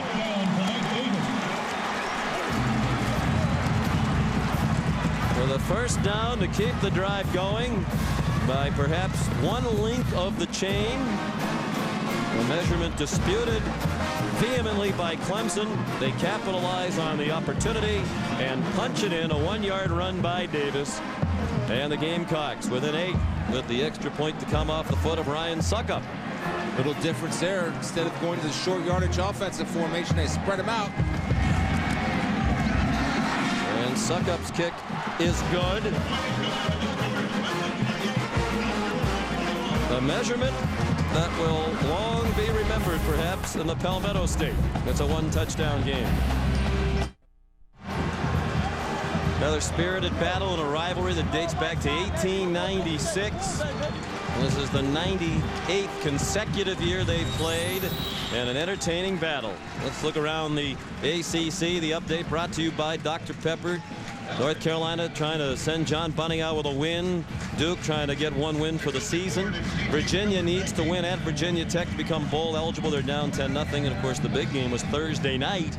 Miami eliminated Boston College's ACC title hopes. So now the winner of the Wake Forest Maryland game tonight will be the champion of the Atlantic Division. Will play Georgia Tech in the ACC championship game. Suckup all the way out of the back of the end zone. No chance for C.J. Spiller. This is where Tyrone Nix has got to draw up a run-stopping defense, and I would do it playing zone.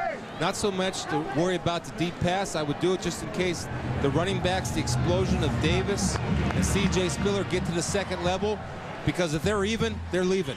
You're not going to catch them. So if you're in man coverage, you don't see them till late. They're running by you.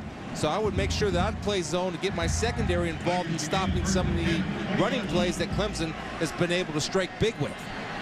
Clemson's run only 25 plays to 55 for South Carolina, but Clemson has averaged 10.5 yards per play. And they've had a defensive score of 82 yards as well. Jacoby Ford forced to reverse his field. And the former Florida State track champion goes out of bounds with a first down. Here's Reese.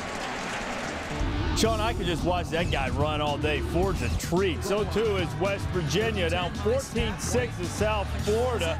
Pat White to Brandon Miles, the touchdown catch. 2-point conversion, no good. But the Bulls are on the move deep in West Virginia territory now.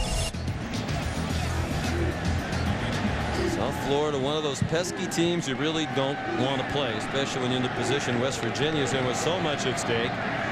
12-yard gain for Jacoby Ford. First and 10, Will Proctor throws. Got it into the flat, caught by Thomas Hunter. The ball's out, and the Gamecocks appear to have it. Emmanuel Cook popped it out. One official seems to be signaling the ball dead and out of bounds. But the Gamecocks are still celebrating, and it is their ball. Jordan Lindsay recovered the fumble. Well, you love it when a big defensive back, Emmanuel Cook at 6 foot 210, is not afraid to come in and hit a 260-pound tight end high. Instead of cutting the knees, what he's going to do is put his shoulder right on the ball. Look at that, and drive his feet. Ball strips out as Hunter's fighting for extra yardage. You can't blame the kid for fighting for extra yardage. Ball security and hustle to the ball, gets the fumble Why recovery. is the one official spotting the ball along the sideline 2 yards further up from where it's recovered? That official there, look where he goes. He goes over and then puts his arms up over his head like he's spotting the ball right there. I have no idea what that was about, but it's ruled a fumble and recovered at the 34-yard line. Hunter just barely in bounds when he lost the ball. Now a chance to tie it with a touchdown. Mitchell pulls it down. Mitchell has room and close to another first down. Nick Watkins got him on the ground. Mitchell might be shaken up. Looked like he was about a half-yard short of the first down. You wonder if he just got the wind knocked out of him. Yeah, you don't want it to be a shoulder thing. He looks like he's moving his arm okay, and he might have came down on the ball or came down awkward or his side. He's pointing to his hip or his back or his ribs. Again, Blake Mitchell, his composure, despite throwing a couple interceptions, 3 to be exact, the ability to recognize, to step up and run. Looks like he came down on his left side, kind of awkward, grabbing his hip. Immediately, as it was covered by Watkins. Well, he's had some bad moments with the interceptions. They have to help him up. But they've also had 380 yards of offense. Still 5 minutes remaining in the third quarter. Now his backup, we believe, would be Savell Newton. Mitchell was the starting quarterback at the beginning of the year. Struggled in part because the line couldn't protect him, and he's not as mobile as Newton. They went to Newton, who started 7 games. He went 4-3. And then Mitchell at halftime of the Arkansas game, when they were down 23-6, inserted back in, played very well, started the last 2. It's Tommy Beecher, listed as the 3rd-string quarterback, who's into the ball game. Redshirt freshman from Concord, North Carolina, put in a very tough spot. And South Carolina's going to use a timeout. Maybe they're going to see if they can get Mitchell back out there as he tries to shake it off. That play clock was running down. Beecher took the first snaps of his career last week in their rout of Middle Tennessee State in Columbia, and his only pass was a 3-yard touchdown. And Mitchell looks to be in a lot of pain with a rib or abdominal injury. And let's check in with Rob Stone. Well, Sean, that's Bill Martin, the head trainer for South Carolina, working on Mitchell right now. It does appear to be his rib type area on the left side. Interesting note, it was Tommy Beecher who went out there to take that play, but guess who trotted out into the offensive huddle during that timeout? Number 13, Savell Newton. He's been having those defensive gloves on all game. I can't get a good look yet to see if he's popped them off yet, if he's going to take it and give it a go at quarterback, but it looks like they may have just moved him back up to number 2 as they continue to work on Mitchell. Once Mitchell took over, Newton wanted to play, and he thinks his best opportunity to play in the NFL might be as a defensive back anyway. So the coaching staff moved him to safety. He started there 2 games ago against Florida. Well, I watched him play on film. I watched 3 games this week, and not only can he play safety and quarterback, but he's a pretty darn good wide receiver. He's a tremendous athlete that has a lot of ability. But I don't know how much he's practiced this week. Coach Spurrier said he's practiced. I doubt it. I know Vic Koenig and the Clemson defense is prepared for a Savell Newton package, but they're not getting one now. Well, it's going to be Beecher, yep. On 2nd down and 1. Interesting they have him out of the shotgun, and what you think might be just to give him a handoff and get the 1st down. Instead, they have him throwing, and he throws it to McKinley way behind the line of scrimmage.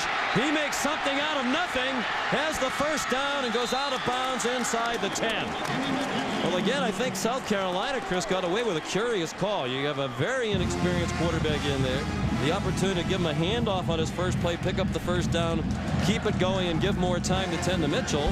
Instead, you run a play that could have been a disaster, and they got away with it. Well, I'll tell you, Beecher does a good job of not panicking. Gets it into a playmaker's hands, and McKinley and Clemson's defense is not running the football, Sean. They were exposed a little bit right there. They're getting a little bit tired because he cut back into a pass rush play of a defensive lineman. Lack of hustle, lack of making a play. And perhaps fatigue for this defense has been on the field for 57 plays now. Mitchell back in. He gave it to Davis. Touchdown! What an effort at the end of the run.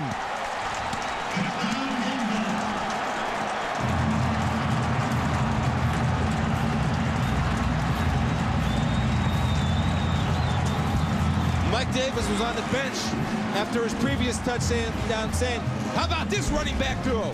I'll take a look. Give him a leg and take it away, Mike. He's going to make the player miss right there. He makes the Antonio Clay miss. And the effort and the willingness to get in the end zone, can't beat it. Mike Davis. Ryan Suckup to tie it up. They were down by 2 touchdowns earlier in this quarter. The kick is good. 4:19 to go, 3rd quarter. We're tied at 28. Well, we mentioned earlier these coaches talked about this rivalry as intense as any really in college football. In-state battle perhaps hasn't gotten the attention nationwide because a lot of times these teams, one or the other or both, haven't been very good. Well, this is a rivalry that you'd put on par with just about anything for excitement and certainly the atmosphere here in the stands. Yeah, I've done one Clemson game that was nothing like this, and the fact that it's South Carolina Clemson, the energy since I've been here has been awesome. And what I love is how the players are playing. They're playing for each other, they're playing for their schools, and they're playing for bragging rights around the state of South Carolina. I couldn't ask for a better treat on a Saturday afternoon. It's awesome. Interesting what it means to these two programs. South Carolina believes they're on the way up under Steve Spurrier. He said we're still not big enough, strong enough to really compete for an SEC championship. But he believes recruiting is heading in the right direction toward that goal. And for Clemson, a season of high expectations. They were 7-1 at one point in the top 10, thinking about ACC and championship aspirations, national championship aspirations. A couple of one-point losses really derailed their season at Boston College and against Maryland. Tommy Bowden believes they still might have the best team in the ACC. It just isn't going to be demonstrated with a championship. He said, hey, if Wake Forest wins that game against Maryland, they're going to play Georgia Tech. We beat both of those teams. Yeah. Well, they got to find a way to throw the ball if they want to get out of this one. Say they beat South Carolina. If they can't throw it, South Carolina's going to get them. Suck up into the end zone. The crowd groans. Kobe Ford, with his playmaking skills, only about 3 yards deep, took a knee. Here's Reese Davis. Sean, I now say it's late enough to deem West Virginia in a little bit of trouble against South Florida, the 7th-ranked team in the land at home. Matt Grothe to Ian Randolph. Randolph tightropes the sideline, initially ruled out of bounds. They looked at it again, gave him a touchdown. Bulls up by 9. Wow. Yep. And it is getting late. Reese is the ultimate determiner of what qualifies for late in the game. Of course, West Virginia, even though they lean heavily on the run, they can score quickly. From the 20, Will Proctor now in a tie game. Throws it to the near sideline, caught out of bounds. Chancey Stuckey hauled it in. The officials conferring. One official already ruled it incomplete. The other official might be trying to talk him out of that call. Captain Munnerlyn had the coverage, the true freshman. from Mobile, Alabama. Now the referee, Tom Ritter, is going to say, all right, gentlemen, let's come to a resolution of this one way or the other. One official already signaled incomplete. Crowd's looking at a replay. They think it was complete. Now the coaches better calm down. I'll tell you, this is a heck of a throw by Proctor. This is from the opposite hash. That's a good job. It's a completed catch. Well, that wasn't the original ruling, but after conversation, it looks like they got it right, because it looked like he had possession, and that back foot is on the ground dragging, while the other foot that's heading over the sideline is still in the air. It's great awareness by Stuckey, the senior, your veteran, making a key catch in a key moment of the ball game. Great coverage by the captain. And good work by the officials. They corrected the error. 41-yard line, 21-yard gain on the completion of Stuckey. His fourth catch of the ball game, 143 in his career now. Proctor, look out, in trouble. It is picked off. This is going to be run back. Nathan Pepper lost the football. Was he in the end zone? No, it's a touchback. James Davis ran him down and poked it out.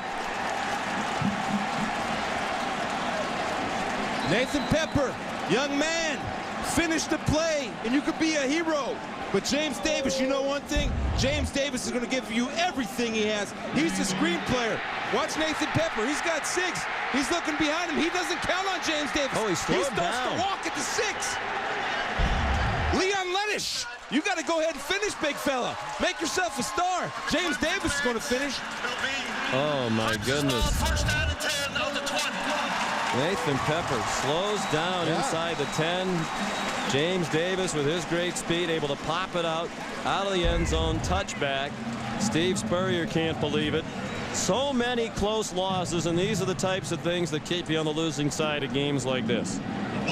Well, the thing that's frustrating is Pepper thought he had 6, and he started trotting. Now, he's a big fella. You can't trot when you got an effort guy like James Davis chasing you. Nobody Clearly blocks didn't know you. he was there. Well, he's got to know. He's got to anticipate that I'm not the fastest guy in the world. Somebody's on my heels. Nathan Pepper, sophomore from Greenville, South Carolina. Well, when this game goes into the history books, it's going to be quite a lively chapter. 104th renewal of this rivalry. Proctor's pass incomplete, intended for Stuckey. Marvin Sapp had the coverage. Proctor, a 5th-year senior, first-year starter, waited patiently for 4 years behind Charlie Whitehurst. Admitted he thought about transferring, but he didn't want to quit, essentially, on his situation here. He knew his chance would come, even if it was just for 1 year. And he's very talented. He hasn't always had a chance to display it because they've been such a run-oriented team. 5th in the nation in rushing offense, with the great line and Davis and Spiller, the outstanding backs. Tyler Grisham, the catch, out to the 27, 3 yards short of the first down. Tonight, Notre Dame and USC. Great rivalry, each ranked in the top 6 in the country. It's Saturday Night Football on ABC, 8 Eastern Time, presented by Southwest Airlines, part of Rivalry Week, presented by Remington. Only the 5th time ever they've played each other when both have been ranked in the top 6. Big 3rd down and 3 here for the Clemson offense. They've had just 9 first downs. Carolina's at 23. What will happen next in this game? Proctor dumps it over the middle, and it's almost intercepted again. Proctor starting to hear some boo birds. Jordan Lindsay went diving for an interception as the season started to head in the wrong direction from 7-1 to 8-3. Proctor, as is so often the case with a quarterback, has come under some criticism here locally. Well, he was locked. He was locked on his receiver, and Jordan Lindsay is dropping back from his defensive end position into the flat coverage. Proctor's locked in, and Jordan almost makes a big play. Tough play for a defensive lineman. But again, you're lucky to get away by punting the ball after that play and giving your defense a chance to play field position. Cole Chasen will punt again. You saw McKinley looking into the sun back deep for the punt. Chasen, boy, does he hang him up high. McKinley, fair catch made near the 23-yard line. Well, how's Blake Mitchell doing? He's about to put the helmet on, it seems. Rob? Well, Sean, the word on him, according to the head trainer, Bill Martin, is it is a bruised rib. You saw them putting that ace bandage wrapping around his mid-cage, if you will, put some tape on it, just to try and keep some compression on it. He went back behind the bench, threw some warm-up tosses. First toss, whipped it in there, looked at the trainers, gave him that old nod like, yeah, I'm okay, let's give it a go. So he's back out there. Blake has come back from being benched basically for Savell Newton. And the way he's performed today, I'll tell you, his teammates ought to be proud of him. They should rally around him and show him some courage with the bruised rib. Tied at 28, under 2.5 to go, third quarter. Corey Boyd, the running back, trying to bounce outside. Boy, this line deserves a lot of credit for their performance today. They've been much maligned all year. 11 yards on that run. Here's Reese. Sean, not quite as many fireworks going on in the Virginia Tech game. Hokies up by 10. Sean Glennon finding Eddie Royal, keeps his feet. A little move and he is gone. The Hokies at home taking care of Virginia 17-0 in the fourth quarter. Well, to squash Virginia's bowl hopes, but really the Cavaliers' bowl hopes got away very early in the season with a couple of tough losses with a young team that got better as the year went on under Al Groh and his staff. First and 10, 32-yard line. Boyd trying to find a hole. Tackled around the shins at the 35-yard line by Nick Watkins. Sean, you made a great point. The previous play is the offensive line. You know, they had a penalty right there. They've really done an awesome job today of controlling the line of scrimmage. Now, everybody talks about how the defense has been on the field a lot. Well, guess what? Those guys are all 300+ too on the offensive side. They've been on the field a lot, and they've won the battle in the trenches so far. Evidence the rushing yards that South Carolina has been able to put up. They rushed for 181. This play is going to be wiped out. They've passed for 237. Shift on the offense. All players were not set. 1 second following the ready. 5-yard penalty. Still first down. Fourth penalty against the Gamecocks. Only 2 for Clemson. Steve Spurrier, as usual, calls the plays. Acts as his own offensive coordinator.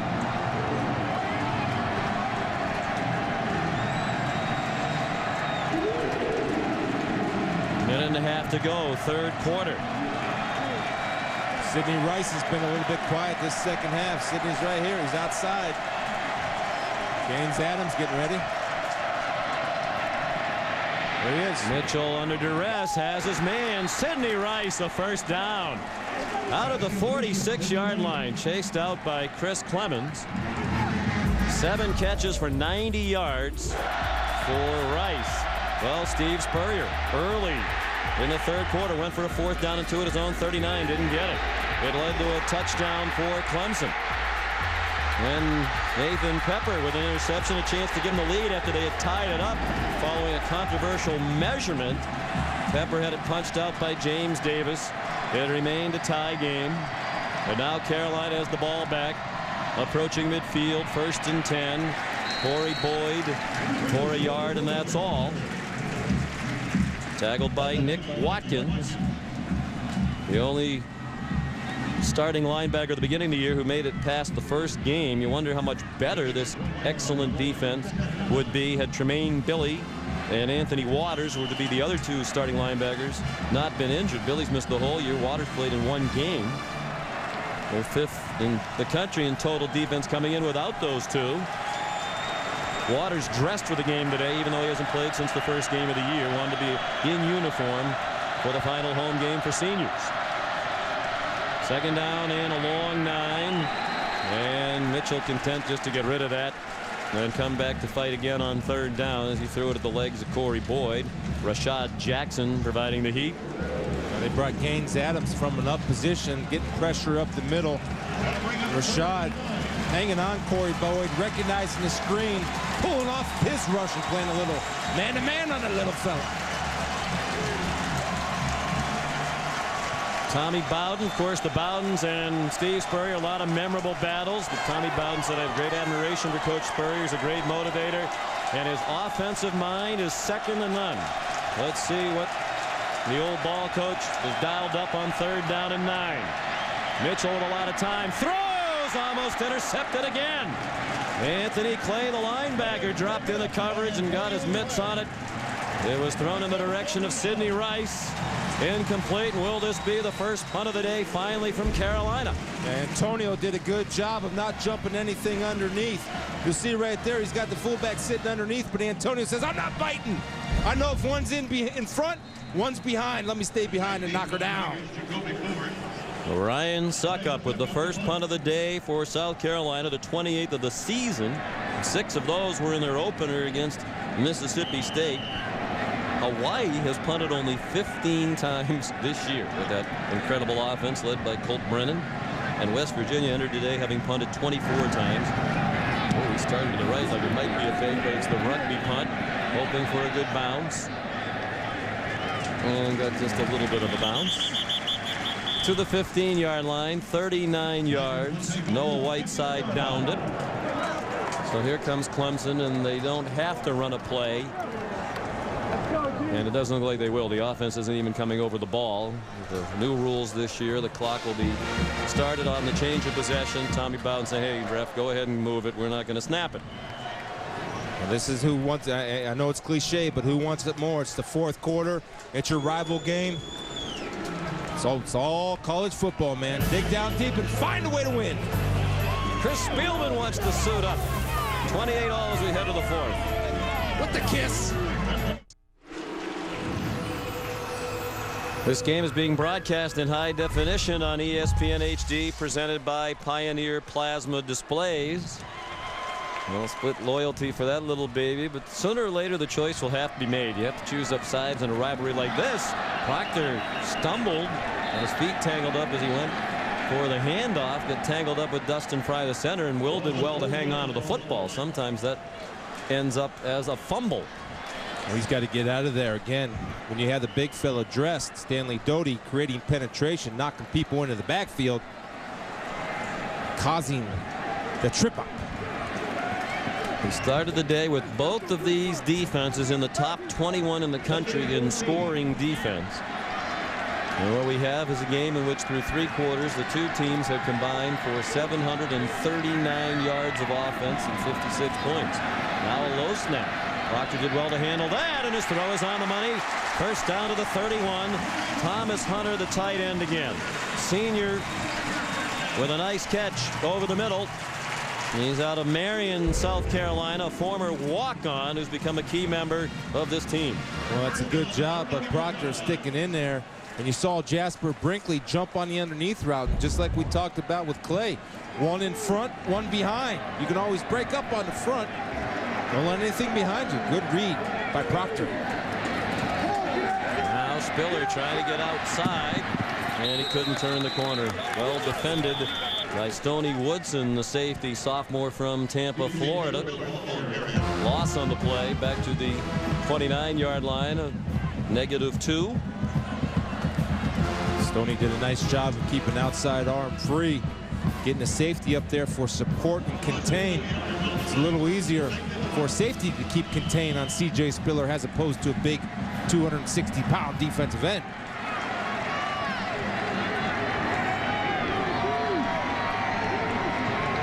Second and 12, both Davis and Spiller on the field, and Proctor wants to throw it. Now he's going to run. South Carolina did a good job covering both of those backs in the flats. They each went out to a different side, and Proctor pulled it down and got a couple. Crowd groans, but Proctor didn't have anybody open.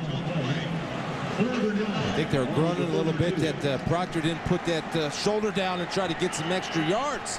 He came in there with not even a very good slide. It was a nasty slide. Spoken like the true defensive player. Yes. That you were and still are, I might add. Third down and 9. 4-man rush. Proctor with a lot of time now, running out of it, and he's sacked back at the 19-yard line by Eric Norwood, a true freshman who has become a sack specialist, his team leading 7th of the season. Tyrone Nick says Norwood has all SEC potential down the road. And there's Eric Norwood right there. He keeps working. He keeps working. And that is the vintage coverage sack. When there's no orange jerseys to throw it around, Proctor's got to make the decision to get rid of the ball. Sean, you mentioned Norwood. Again, in my film study this week, he's a guy that I wasn't even looking for or looking at. He jumped off the screen at you. Going to be a special player. True freshman. Ackworth, Georgia. Cole Chasen, and again a very high punt. McKinley had to back away from it. It gets a good Clemson bounce. Down near the 30-yard line. That was the first sack of the day for South Carolina. It came at a big time and was a loss of 12. The punt, 50 yards. South Carolina with a chance for the lead when we come back.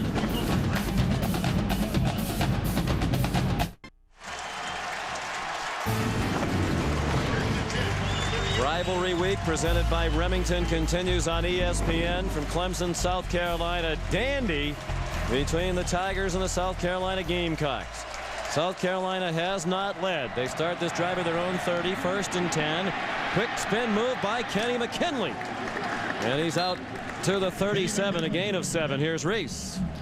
Sean continuing to watch number 7 West Virginia at home against South Florida. 3rd and 19. Mountaineers still in trouble, and Pat White swarmed under by the Bulls defense. A 9-point lead ticking down toward 8.5 to go in front of the stunned Mountaineer fans. Well, it's really getting late there now, Reese. Not to take Reese's job away of determining when it's late, but that's really late. Mike Davis on 2nd down has the 1st down and much more. Again, this offensive line doing a great job opening up holes. Dwayne Coleman, the cornerback, called upon to make the tackle, but it's a 9-yard gain. It looks like, Chris, once South Carolina settled on an offensive line, this is the 5th straight game now that they've started this 5 intact. You know, it takes a little while to gel. Well, it does. And when you get a running back that runs that hard for you and runs people over in high knees and Thomas Coleman pancakes guys, that builds energy and momentum, and you get excited for blocking for each other, and you get excited for running for those big guys that are putting it on the line for you. For this 5-game stretch with this same offensive line, Steve Spurrier hadn't had the same old line for more than 2 games in a row. And too much time taken by Mitchell. He tried to change the play at the line. That will frustrate Coach Spurrier right there. So I get paid a lot of money to call the plays. Run the ones I call. I'm sure he has a little leeway to audibilize, but you don't want to audible when the clock's at 5 seconds and you make your mind up to start audibling. Well, sometimes you have to help the quarterback, too, by getting those plays in a bit more quickly. It can be chaotic on that sideline as they try to send in the plays.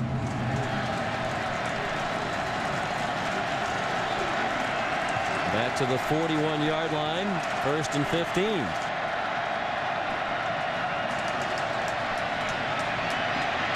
Mitchell.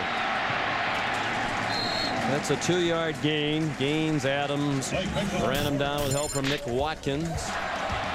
Key plays. Where do you start? Jock McKissick with the score that was the difference at the half. Gaines, Adams deflected the pass, run back 82 yards. That made it 21-14. That was the score at the break. Looked like the South Carolina defense would match it, but Nathan Pepper started loafing the last 10 yards or so after the interception, and James Davis punched it out for a touchback. But South Carolina has gotten the tying score. They have not led today. They trailed by 14 at one point. That pass looked to be tipped, and it's still caught by Sidney Rice, about a yard short of the marker. Dwayne Coleman had the coverage, 13 yards on that reception, and that'll get Rice over 100 for the 10th time in his career, 10th time in just 23 career games.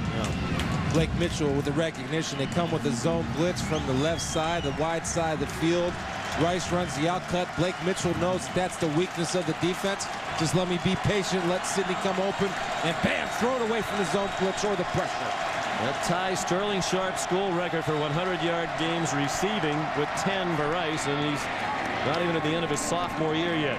Corey Boyd on 3rd down and a yard got it before Michael Hamlin and company. Nick Watkins drove him back, but it is a 1st down for South Carolina. at the Clemson 43-yard line. I overheard Davis on the sidelines. That's Mike Davis saying, what about this running back duo? And Mike, you're right. What we've seen today is two great running back duos in the state of South Carolina with Mike Davis, Corey Boyd on the South Carolina side, along with C.J. Spiller and James Davis from the Clemson side. And Steve Spurrier said he thinks that Davis and Spiller are the best tandem of backs he's ever seen on the same team in college football, and that's saying a lot given his experience. But his guys aren't too shabby. There's Boyd again, spinning down to the 26. Maurice Nelson made the tackle. The junior from Rembert, South Carolina, who was a special teams player throughout his career until the injuries opened up the starting job, and he's been solid. That's a 17-yard run, another explosive play. You see Corey Boyd right there, and you can watch the game in his visor. Chris Clemons is going to come up and again throw another no-hitter where Corey Boyd will make you miss. If you don't keep your feet and go to your knees, good running backs like Boyd Davis on the Gamecock side will make you miss. 15 explosive plays, rushes of 12 or more, passes of 16 or more. Only 8 for Clemson. That is nearly a lateral. No whistle yet. It's a live ball, and Clemson has it. C.J. Gaddis deflected it. He wound up with it. Chris Chancellor batted it. Steve Spurrier wants the officials to ponder this. But there was no whistle and no indication of incomplete pass. They were judging it a lateral intended for Sidney Rice. Chancellor batted it away. Gaddis recovered it. Line of scrimmage is about the 25.5, and let's see where this ball is tipped. That is the line of scrimmages. Was the ball going forward? I think it was. The ball was going forward. Absolutely. The ball was being thrown forward by Blake Mitchell. So if the officials don't overturn it themselves, Steve Spurrier should use his challenge. Chancellor did a good job of playing the bubble screen. Pass. Yeah, it is a forward pass. That ball rightfully should come back. South Carolina is challenging the ruling on the field of backward pass. So this is one thing I don't like about this. He has to use the challenge. I mean, the official should get this right. The replay official should do this without him needing to do it. Let's see where Rice is. Rice is standing on about the 27, and Blake Mitchell threw the ball from the 30-yard line, so that tells me that it's a forward pass. Yeah, here's Mitchell. The ball is right along the 30, and I mean, that's a good yard forward by the time it gets out to get deflected, and that's clearly a forward pass. That's a nice job by Chancellor. Again, South Carolina keeps going bubble screen, bubble screen, bubble screen. Clemson saying, I'm going to start playing the play. Chancellor did a good job of knocking it out. C.J. Gaddis running. He's a freshman with a bright future. I think this is clearly a forward pass. That ball almost at the 30-yard line. And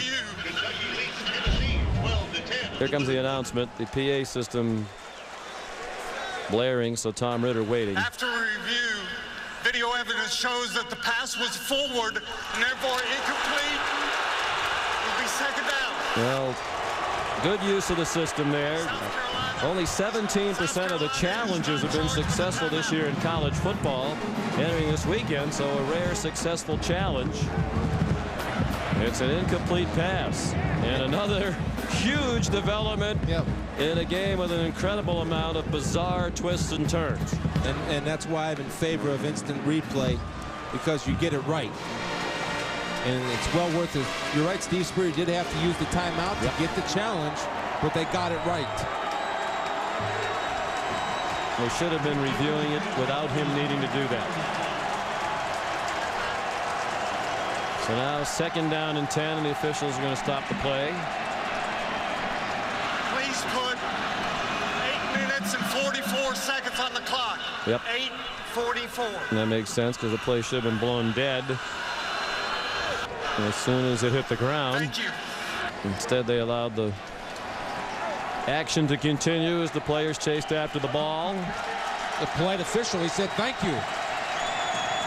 We're in the South. In the Northeast, that would have been, what took you so long? Mitchell going toward the end zone, and it is incomplete. Intended for Mo Brown, a freshman. Here's Reese Davis.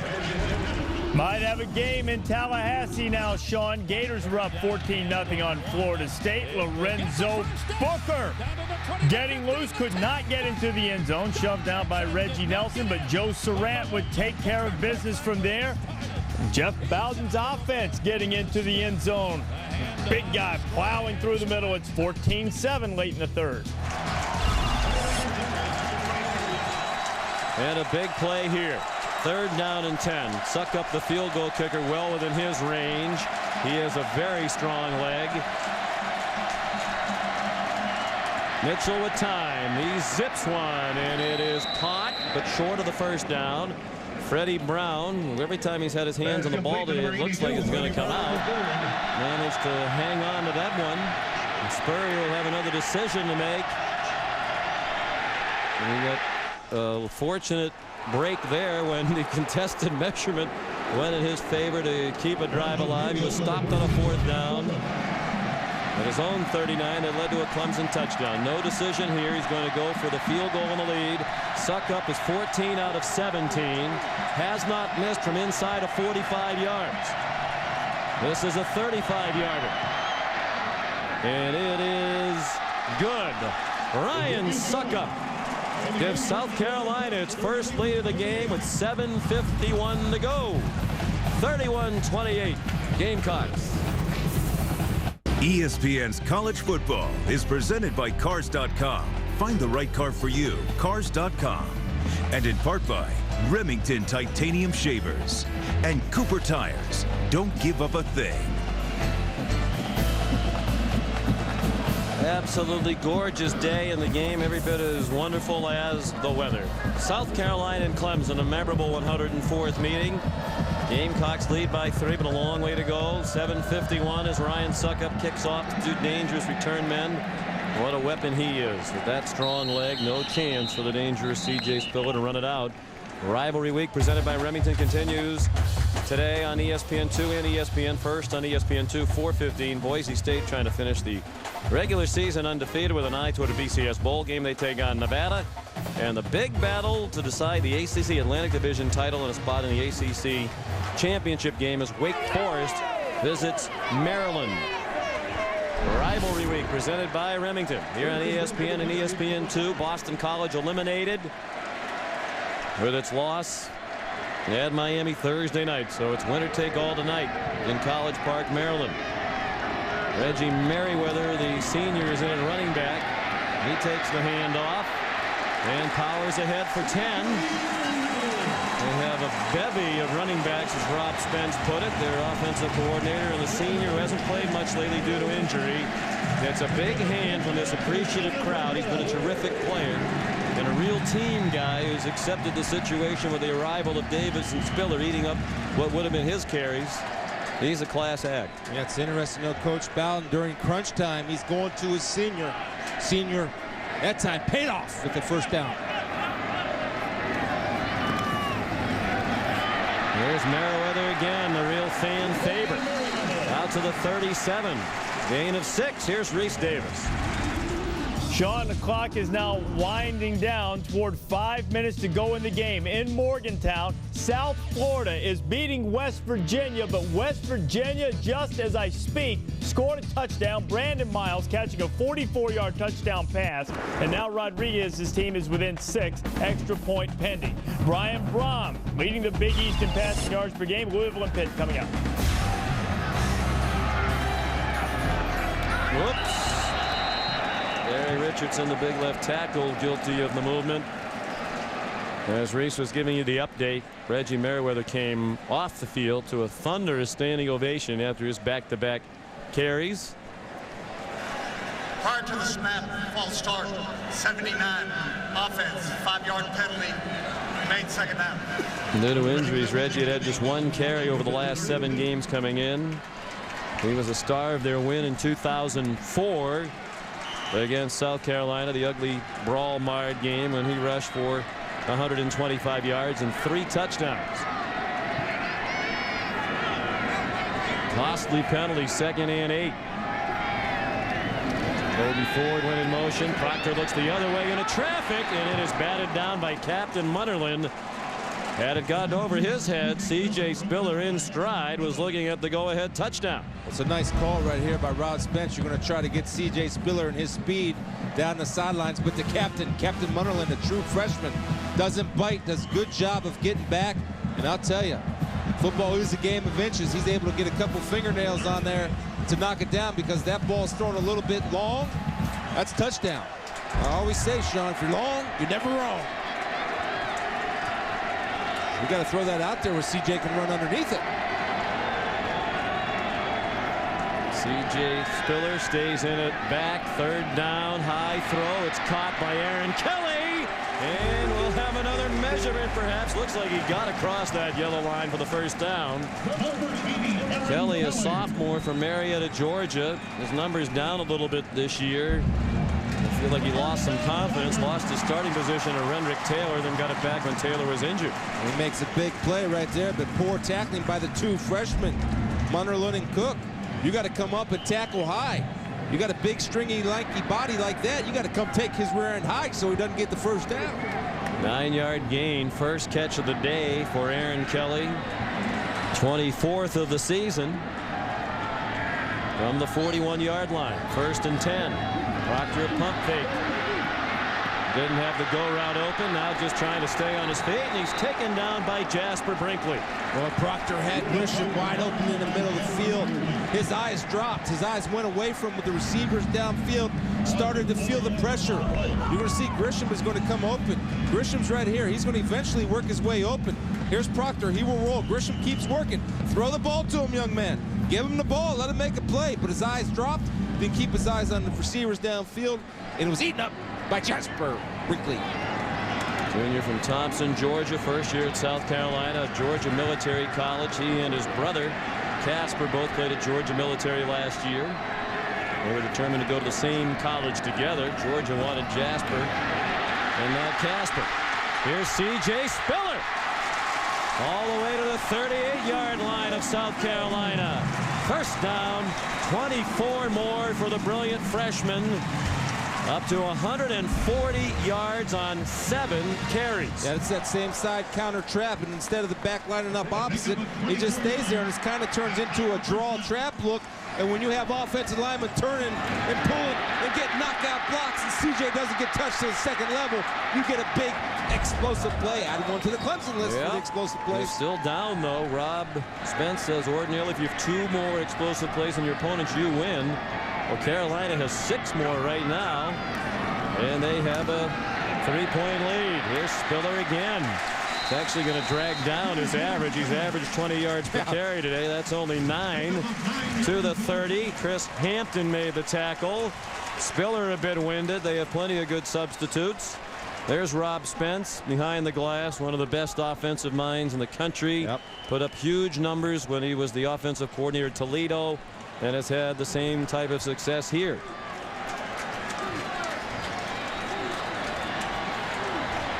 Under 4 minutes to go. 2nd and 1. Spiller taken down in the backfield. Bounced off the original hit, but never could get closer to the line of scrimmage. Chris Hampton up from the safety spot. Jordan Lindsay in there. A little bit of a loss on the play, a loss of a yard. It'll be 3rd down and 2. I see CJ with his hands on his hips, Sean. He's looking to the sidelines. Not a bad idea maybe to get the other horse in there, James Davis. Right now, it's a battle of the big fellas right there. Yeah, he's winded. Yeah, South Carolina won, and they pushed the line of scrimmage back, but CJ he's winded a little bit. He's sucking air. And he's the speed guy. Davis and Merriweather more of the power backs. 3rd down and 2. They stick with Spiller. He had enough in the tank to get the first down. Boy, he looks tired as he rolls over on his back. Toward his back anyway, and he's slow to get up. First down to the 23-yard line. Hampton another tackle. 8 more for Spiller. And now he's going to limp off, favoring his right leg. Yeah, he might have rolled his ankle. He had the body roll up on him. He's been certainly the horse today that you want to ride. But again, a sub to James Davis. Watch this. Vision. Then the burst with the cut. in the vision again to keep running and keep running. Hampton looked like he got the right ankle. That right ankle got twisted on the tackle. Reggie Merriweather, the crowd loves him, comes back in. He helped get this drive started with the first 2 carries. 10th play of the drive now, 1st and 10 from the South Carolina 23. 2:45 to go. South Carolina leads by 3. Merriweather spins down to the 17. Upended by Marvin Sapp. 6 yards for Merriweather. Reggie's all jacked up, and here comes James Davis. You know, I might want to run Reggie. Reggie's in his senior year. There's nothing going to stop him, Sean. But don't forget, you got J.D. Well, J.D.'s top rusher in ACC or close to it. Yeah. Davis, who just came in, was one of the 10 semifinalists for the Doak Walker Award as the best running back in the country. He did not make the list of the 3 finalists, Darren McFadden, Steve Sladen, and Mike Hart. The remaining candidates for the Doak Walker Award. Davis ahead to the 16-yard line, a pickup of 1. Yvonne Banag, who started this week for the injured Cody Wells, made the tackle. He's a sophomore. And now a big 3rd down. The crowd wants Reggie Merriweather back in. Well, they got 9 in the box. I mean, Ty Nix is doing what he can do to stop the run. It's up to his players to execute. They're playing man-to-man on the corners. They're playing their safeties about 6 yards, and they're daring them. It's a matter who's tougher. This is beautiful football. 3rd and a short 3. Run blitz from South Carolina, and it looks like Davis has the 1st down. To the 13, Jasper Brinkley made the tackle. And the time a huge factor now. 1:20 left, 3 timeouts for Clemson, 2 for South Carolina. They will measure. It looked like he got the 1st down. They also have a very good field goal kicker if it comes down to that in Jad Dean, but you know, they much prefer the touchdown and the lead with under a minute and a half to go. I love to give credit to blockers. Michael Palmer right there cleared the way. He took Chris Hampton and put him on his back and allowed James Davis to get the extra inch for the 1st down.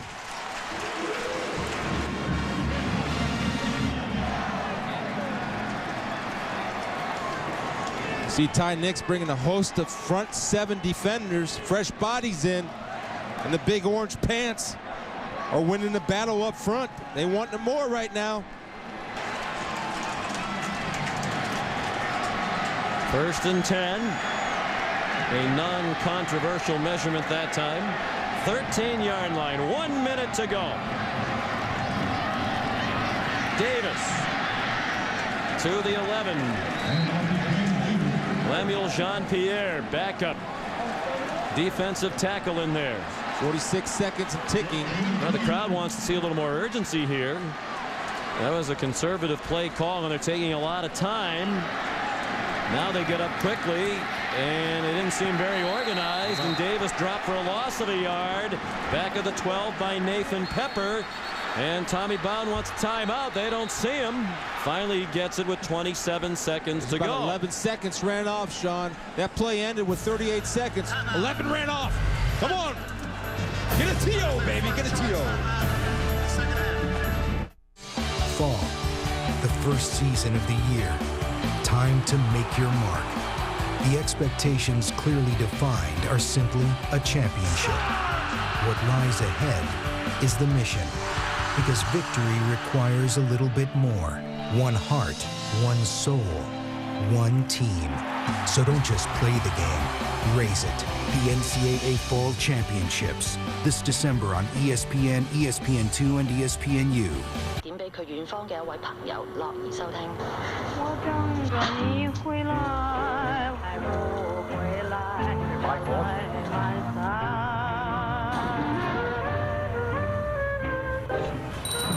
92,000 are here at the Coliseum as 2 of the biggest rivals in college football, Notre Dame and USC, on a perfect football afternoon. All right, let's see what happens.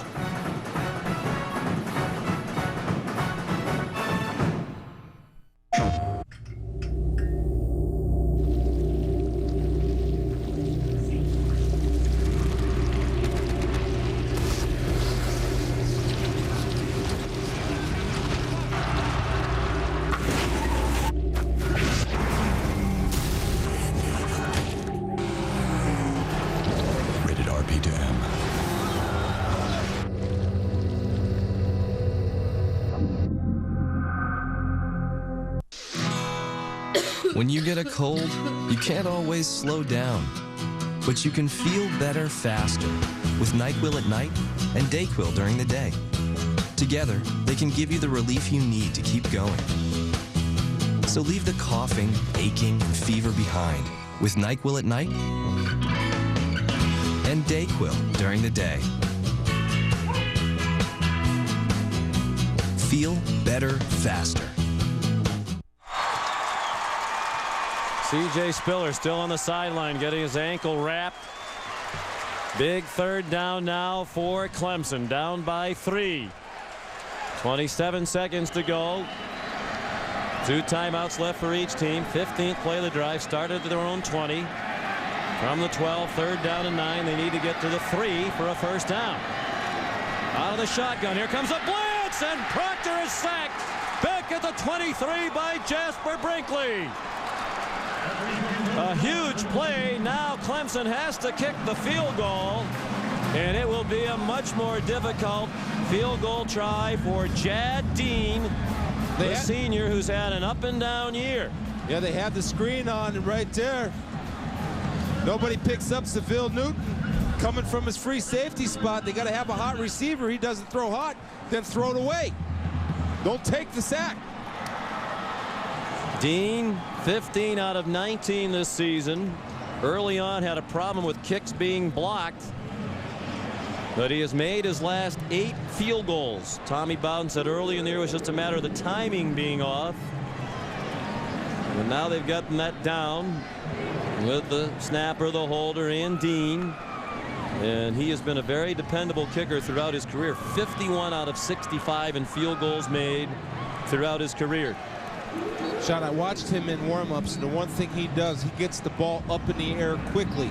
He does not line the ball. Much like Suckup from South Carolina, he will get the ball high enough, usually at this distance, to avoid anything from the big fellas getting their big paws in the air up the middle to block it. Dean had 2 field goals blocked at Florida State in the 3rd game of the year. Returned for a touchdown. Since then, he's made 11 out of 12 field goals, and his only miss was a 53-yarder at Wake Forest. As we said, he's made his last 8. Cole Chasen, the punter, is the holder. It'll be a 39-yard try from just inside the left hash mark. The wind is not a factor. There's hardly a breath of air in the stadium, and that includes the crowd collectively holding their breath. And a timeout called by South Carolina. Got to keep your eye on for South Carolina. Jasper Brinkley's going to try to push Stanley Doty. Stanley Doty's a big load that can get penetration. You add the push of Jasper Brinkley to Stanley Doty's rear end. That's where you have to be able to guard against anything up the middle. We'll take a look at the setup when they bring it back up. Jasper will line up on Stanley Doty's rear end, and he'll get down in his stance and try to drive him through that line of scrimmage. Stanley's not a little fella. No. Nothing you can do now as a coach. And we've seen this before involving the Bowden family in particular. Games decided by a field goal. The history has not been particularly kind to the Bowdens, in particular the patriarch of the family, Bobby Bowden. Still coaching in his late 70s. Tommy Bowden's 52. He said, I'll be happy if I make it to the 60s in coaching. I don't want to hang around as long as my dad has. It's been an emotional year for Tommy. His brother Jeff resigned as offensive coordinator for his dad under pressure. But here's Dean with a chance to tie it. There's Brinkley with the push. 39-yarder out of Chasen's hold. The kick is no good. Hook wide left.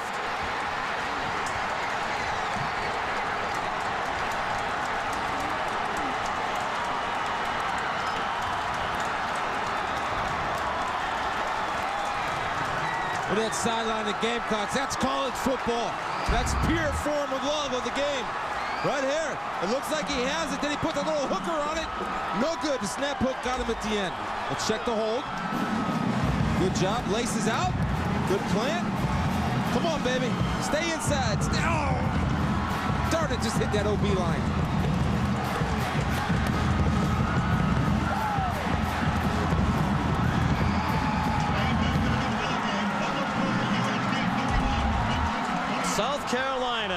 its 4-game losing streak head-to-head against their in-state rival, and they do it in dramatic fashion. This time for Coach Bowden, wide left. And another heartbreaking loss for Clemson. 2 one-point defeats earlier this year, and now a 3-point loss to their rivals from Columbia. Here's Rob Stone with Coach Spurrier. Coach, what does this win mean for your program? Hopefully it's a turnaround. I said we need to beat these guys sometime, so hopefully we can start beating them a little bit now. A game that had... really proud of our guys. All the crap that happened, our guys hung in there, kept playing, and finally the tables turned. We got a good break when their kid missed a field goal. Coach, a game that had so many big plays, which one was the most pivotal in your mind? Well, when he missed the field goals when we won.